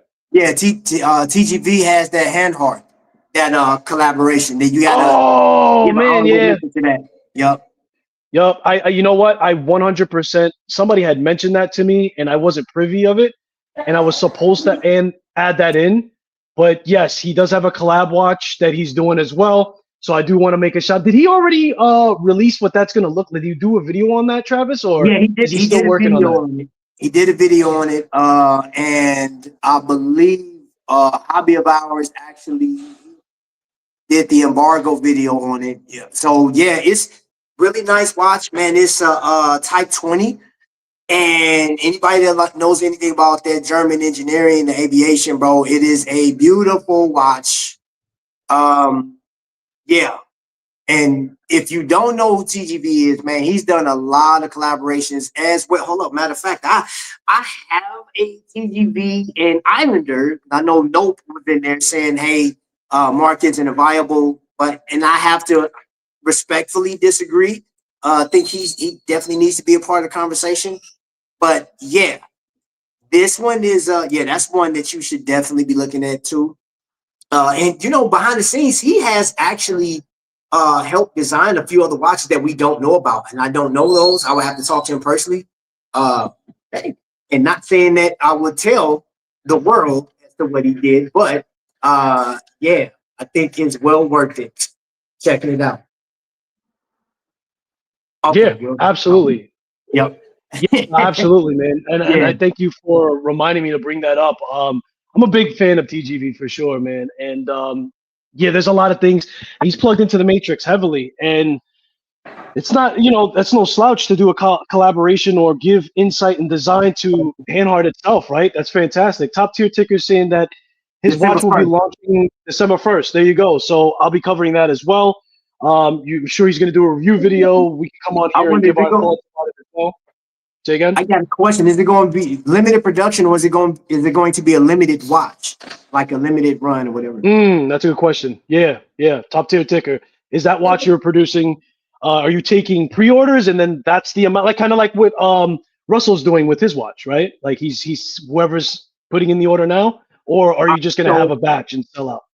I do want to say this at this point because I had this conversation. I think Kev Cook and a few other people, we talked about this.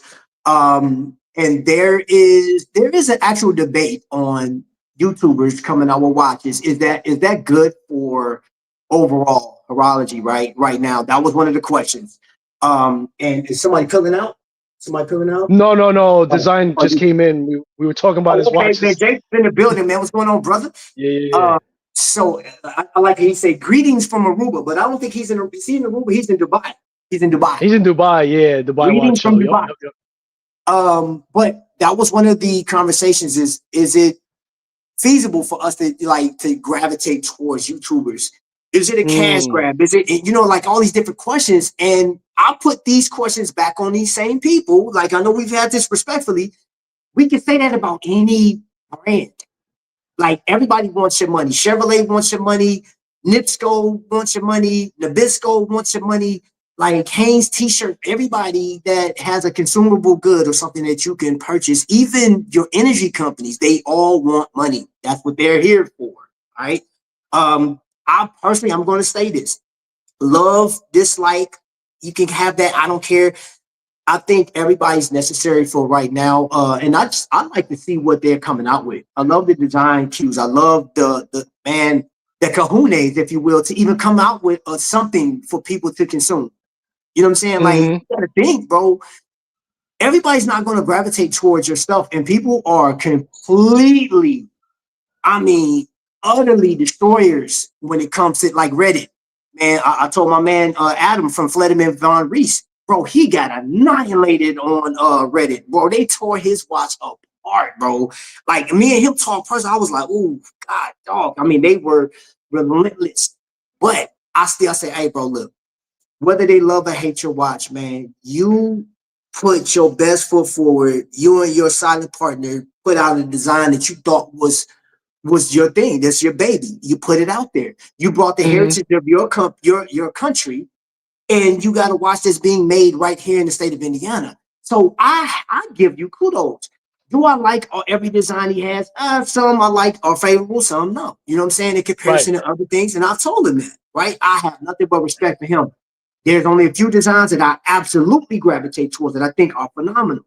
Others, I'm like, okay, I'm gonna put those to the side, right? And I know I'm gravitating towards a comment in there. In the watch space, we are courteous to each other and we are kind, but at the same time, and I listen. I was joking and pulling. Kieran is a very strict and hard reviewer.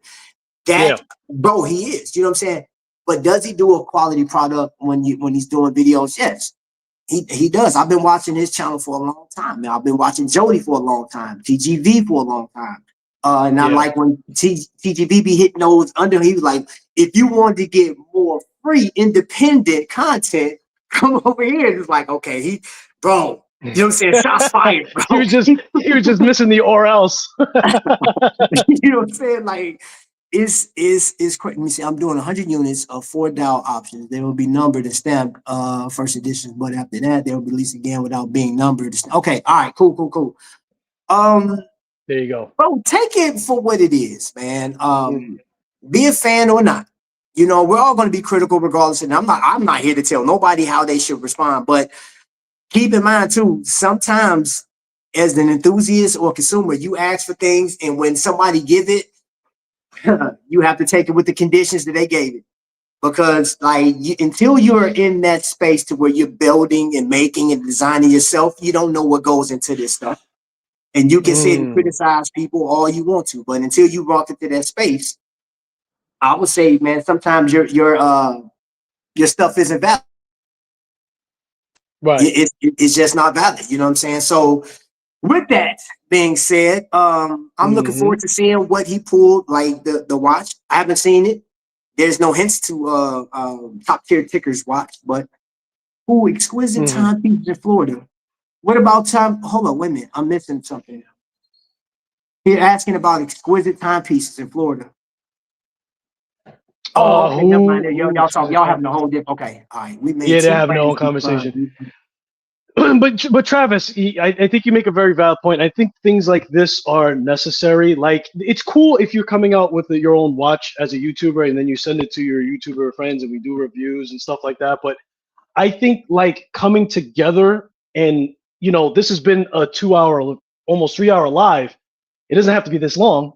But I think that even if we were to pick one person and have this candid conversation, this is live, this is in person, the community's here, the designers of set watch companies are here, and like just having this open forum where we're just having that open dialogue is very important. And you know, that's the reason why I wanted to curate this live stream and talk about it, because it's like, you see the comments go back and forth, and granted, I only offer a set conversation. I think I've already crossed over to the point where I can't give you the opinion of somebody who is only watching YouTube rather than contributing. But I think that that's the interested perspective of what we're offering here, because we are on the other side of the table, and I haven't released a watch myself, so I could only imagine, you know, how it's going to work for that person and what their motivation was to getting to set watch. And like the best example that I can give for that was that watch that we were looking at, the Quadras, right? Because that watch is not being made for everybody. He knows this, but he still wanted to design something that was going to be luxury competitive. And he knows that it's not going to be attainable for everybody. But how often do we see people enter into that space where they're just like, okay, value for money, value for money, value for money. I'm going to give you quick release. I'm going to give you on a fly diver. And then I'm going to try to reduce the price as much as possible and try to squeeze it. That's very honorable. And I'm not saying that you're still not getting that element there, because as I said before, had this been any other big brand company with all the specifications listed in his watch, 10 grand. Easy 10 grand, probably more. So it's still there as well, but you have to have that mindset where you're like, yeah, this is a luxury watch to be compared to X, Y, and Z. Fill in the blank. I'm not gonna put a person Jason is saying that if you guys have any questions, he can hop on because he has Wi-Fi. TopTierTicker, Karen is saying that he designed a watch for him that sounds familiar with Maritime Watches. I designed a watch for him, it didn't exist, so I made it. and you know what? And that's a good point. Did we say that, by the way, Travis? Did we say how, watch reviewers also have that insight where you can see holes in the market a little bit more vividly? We did mention that. We did mention that, right? Okay, yeah. So, and I think that's also important as well. He said, I think it's being critical hating now. I mean, hey, listen, I'm gonna tell you this: you're gonna always have hate on here and being critical. I mean, extremely critical. It goes with the territory, bro. You know what I'm saying? Like, listen, you dish it out, you got to be able to take it, bro. Like, yesterday, I'm gonna tell you this. Honestly, I caught it, bro, on Instagram. I caught it. I caught some comments yesterday about something I said, right? Somebody alluded to the way I do my streams and stuff, right? And I was like, hey, listen, I'm unapologetic, bro. I am who I am. And I can honestly say that I am not trying to be like anybody else. My show is tailored the way I do it. Now, you want polish? You have people that's polished in here. I'm not. And then somebody, man, they was like, yo, you need to clean up, bro. I was like, oh, really? Okay. Thank you. You know what I'm saying? I didn't get butthurt about it, and I will refer them like, hey, you want polish, man, go over to Design Atelier, go over to Jody, go. As a matter of fact, you want a production, go over to TGV. Okay. But I'm not that guy. I'm all uncut, and I enjoy what I do. And I'm a fan of you guys, all of you guys. I do. And I can talk crap if I want, you know what I'm saying? Because it's my opinion, respectfully. Now, respect. Now, respected. Exactly. So Design Atelier is giving us some updates. Jason, I would have you come up here, but we're literally about to land this plane, as I like to say, very soon here. I mean, I'm just letting us like kind of wrap it up as far as like the subjects that we were talking about. But for sure, I'd love to either have you on my channel or Travis goes live all the time. And I'm sure Travis, while we have you, you'd love to have a full topic discussion solely around his watch and have him on stage as well. So we'll get the chance to do that sooner than later. And listen, Kieran's on here too. When you do that release, brother, maybe we do something. I mean, listen, Design Atelier, pay attention to your Instagram. I'm going to send you a message where I have a chat with all content creators. So like that, we could kind of line things up a little easy. Kieran, you're already in that chat. So therefore, we'll make that happen as well for your release. And we can do something like this as well. Travis is always available, and he likes to do a lot of lives too. So, bro, we'll just set up with him as well. I will go live because, here's the beauty about going live. Drop of a hat. Like, people walk past and they want to know like what's going on. I have people that they've been collecting Citizen, or they following it, like they got fossils and stuff like that, and they're like, hey, what is this watch brand? They have no idea that this world even exists. That's the crazy thing. So I get to introduce people to these things, right? And that's one thing I love about doing my live. So anyone, I don't care less, bro. I would definitely from Kieran's new watch to TGV. Like, I don't care, bro. I will do a live. We can talk about that. And matter of fact, I will. So whatever time you guys have, I don't care. I'm available. We can knock it out the park. And that's just really educating people. Like, I'm gonna have fun and talk, talk to people, but like, I want to educate folks, man, because again, we're in a very niche market. Watch collecting is not as big as you guys may think. If you're on the chat right now, in comparison to other factors out there, from Nike to Jordans and to car clubs. I mean, Chevy car clubs alone goes crazy. Cigars, like, there's a lot of other niche, well, I'm gonna call them major followings out there. And watches, it's very small. I think too, there's more people that's following like the smartwatch, your Apple Watches and stuff like that, than your average, typical analog or something like that, or digital piece. So yeah, man, I'm down for it, bro. Let's spread the word, man. What's his Ben 10 says Zelos is cool, but I don't hear anyone talking about how rubbish those prices are. Travis, I'm sending you a Valor and Quadras set. Okay, cool. Trap and Celeste Watch. Hey, come, yeah, bro. Listen, yes, because I'll be doing an unboxing of the Celeste Watch. In bro, I saw her watches out in Chicago. Amazing work, amazing. There's so many different micro brands out there that some people have no idea exist, and we're just the people to actually bring it to you. Regardless of what my collection is.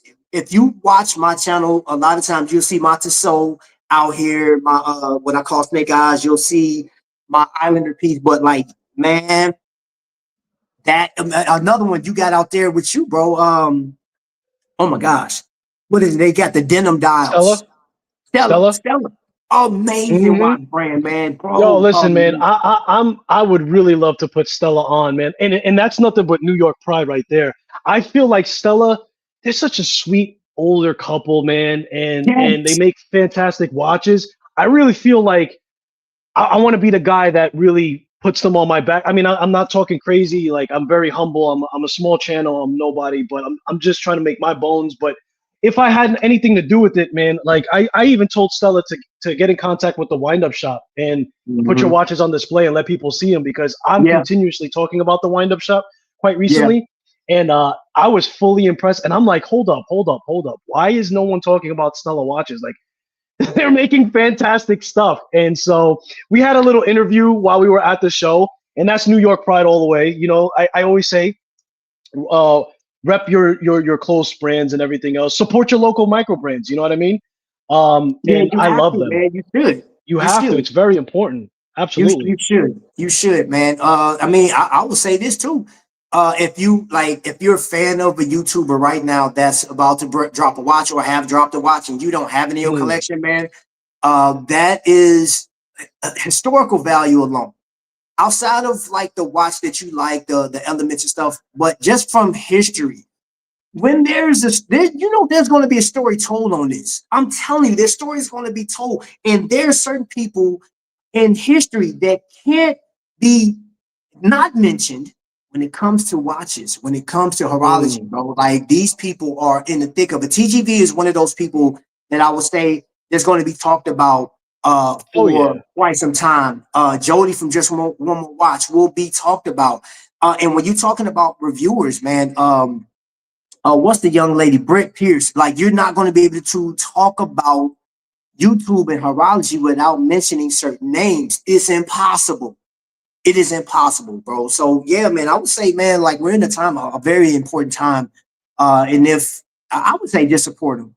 I would say support any YouTuber, man. And I don't know these people personally, man. Like, I haven't had the opportunity to meet Karen, like Jason, just through YouTube or just watching videos. I've seen them, but like, I've never actually met these people in person, man. But it is beautiful to go out to some of these, man. Me and Rob just did a collaboration video, if you will, last week. We were up in Trifecta, and I think it's cool moving the needle because we all got different backgrounds. We're from different spots, and all of the stuff that we got going on, we still come together because of a watch. And I know that not to be cliche, but it all started with a watch for me. right? My relationships with a lot of you guys, man. I mean, bro, you just watch a video. And I was looking at your videos and I was like, okay, this kid is, again, I call you kid because you're a lot younger than me, but you are what's needed. Watching James, bro. James is, you know what? I would not be surprised if he was the next one in line to create his own watch. I would not be surprised. Oh, yeah. That's a good pick. That's a good pick. I can see that happening. He is very passionate about it. And then I'm talking to him behind the scenes. James is so genuine, bro. Bro, I'm gonna tell you something. When my son died, bro, he just texted me like, yo, bro, what can I do? Like, he just hit me up, man. And it went beyond watches at that point. And of course, like, I talked to a lot of you guys, man, but that was a very critical point in my life. Didn't know where I was gonna go, either up or down, man. I was lost in the sauce, bro. Still dealing with it, you know, because we got the holidays coming up, but this like exceeds the watch space. You know what I'm saying? That's why I have so much respect for like Kokomo Watch Company, Trifecta with Jake and Adam. Adam from Fair and Swift, he reached out to, like, there's so many, bro. The names of people, and that's another brand, the Chicago brand, you know, Oak and Oscar, you know what I'm saying? Like, those guys, there's so many brands out here, so many people, so many genuine folks, and so many people just adding to the collective. I love it. I love it, man. I couldn't see myself doing anything else, man. So real big into like this supportive thing. And if I could support a brand, you know me, bro. You know me. I'm in that thing, man. But my top brand that I'm gonna rock with, man, Islander, man, my man Mark. You know what I'm saying? I gotta get love. TGV. You know what I'm saying? I gotta. Hey, man. Hey, check this out, bro. Look at that, bro. Like that right there. That's the Look at it right there. Look at it. Look at it. Now respect it. Yes. I love it, man. Bro. Yeah, I love that, like the collab that he did with that one, man. That's a nice piece. It's bigger on the bigger side, but in a good way, you know. Yeah, bro. But you know, my attitude is big, bro. You know what I'm saying? Like, yeah. That fits me. Jason says, I work in a jewelry store and I know the cost of Swiss watches. We underpriced our quadros for the quantity. Bruh, Jason, let me tell 100%. You. I didn't need to work in a jewelry store to know that. I mean, it's just bro. If you only spoke to a few if you only spoke to a few brand owners, and it's not hard to do, you could speak to them and show. Some of them are forthcoming, some of them are not. A lot of them are. You could just do the math, right? If you figure X, Y, and Z cost this much, like, you know 100% that watch, I'm telling you, would have cost 5 times as much. It had been a certain particular name on that dial. Period. What were you gonna say, Travis? I'm sorry. No. I was reading the chats. So he said that watch Stella is overpriced. I saw that Dubai is a revelation. More interest here for the Quadras, so I can imagine that. Yeah. But I've been looking at the Dubai content. Dubai is a whole vibe, bro. I would love to go out there. Christopher Ward does. I didn't know Christopher Ward did 5-year warranty. I'm sleeping. I didn't know that. The quality has to be as well. Okay, so they talking about the. And you know what? Yes, some of it's in between. Stella may not be your jam. Bro, Stella, that watch, one of those watches are coming to the Felix, I think it's called. I'm getting that watch. It will be in my collection at some point. He said, oh, don't be soft. I thought you was a Marine. Uh-oh, shots fired. Shots fired in the chat. They're going back and forth. I'm not trying to keep up. You said if you don't have a name yet, it's hard to sell. Yes, it is. Jason, I can imagine that, bro, because that's one of the conversations that I'm having on different forums. People don't gravitate to new names. You know, you may have the best thing on the market, man. They're not going to gravitate to be like, who are you? You know what I'm saying? They don't realize, like, and Jason remind us, like, I think you've been on YouTube for at least 6 or 7 years, right? I remember watching Design Atelier. He did a review on one of my favorite watches, which is that Glycine Airman. He did a watch review on that one. That was a long time ago, but I think that was the first time I've ever seen his channel. But again, if you don't have a name out there, bro, like, it would be kind of hard doing that, because Some companies are there and then they're gone the next year or 2 years. Let me see. Is there any advice I can give? Invest a lot in marketing, not on production of a video, more on press budget. Thank you. Thank you. Thank you. I'm taking that to heart. I'm putting that in my, I appreciate that. Cool Watches Only is in the building. Cool Watches Only, another good YouTuber. Another go-getter, bro. Another go-getter. I like his videos. Our YouTube presence is good. People recognize me. Sup, guys? Easy here. He always hits you with the "Sup, guys? Easy here." Yeah, bro. And then he's always diving in the ocean. When he gets to the water resistance, he's like, "I'm gonna show you water resistance." Yo, Cool Watches Only. If you guys are not familiar, go check him out, man. Dope, bro. It's a lot of people out here, man. Listen, I'm gonna tell you this. Win, lose, or draw, and I feel like we all win in our own space, in our own time. I am more ecstatic and happy about being a part of the collective, man. Just being a part of the conversation. Because there's so many people going forward doing things, man. And I'm proud of all you guys, man, for just just pressing record and talking, bro. It's not as easy as some people think, man. I'm telling you, bro. Can you say that one more time for Ben 10, bro? Because he be on my coattails. Bro. He be like, you don't know this company? How come you're not putting up our suggestions on screen? I'm like, dude, I'm worried about my lighting, dropping a watch next to me. Did I charge my mouse enough? My headphone is about to get killed. Oh, damn, I never plugged in my laptop. Oh, and by the way, what was I talking about? And he's talking about, I gave you a suggestion and you never put it up on screen. And I'm like, this guy. But he was right. He was right. And you know what? I'm getting better for it. So as much as I joke around, I love the honest feedback. But yeah, bro, this stuff is not, it's not nearly as easy as it looks. It's not, bro, but like I wouldn't have it any other way, bro. You know that, man. And everybody does their content for whatever reason. Bro, my content is literally y'all. And I will say this on Skylar's channel. My content is saving my life. I'm gonna put it out there, and I don't mind saying this, bro, because there was a point like this year by itself, I wanted to give up.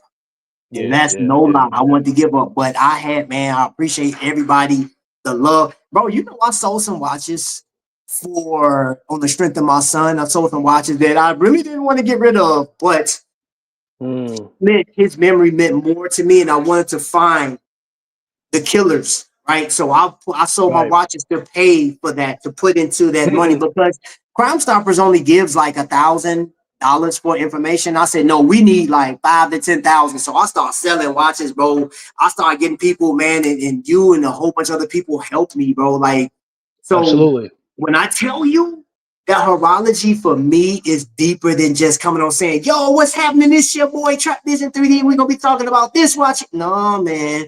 This is lifeblood for me, and I got respect for those people that are designing watches.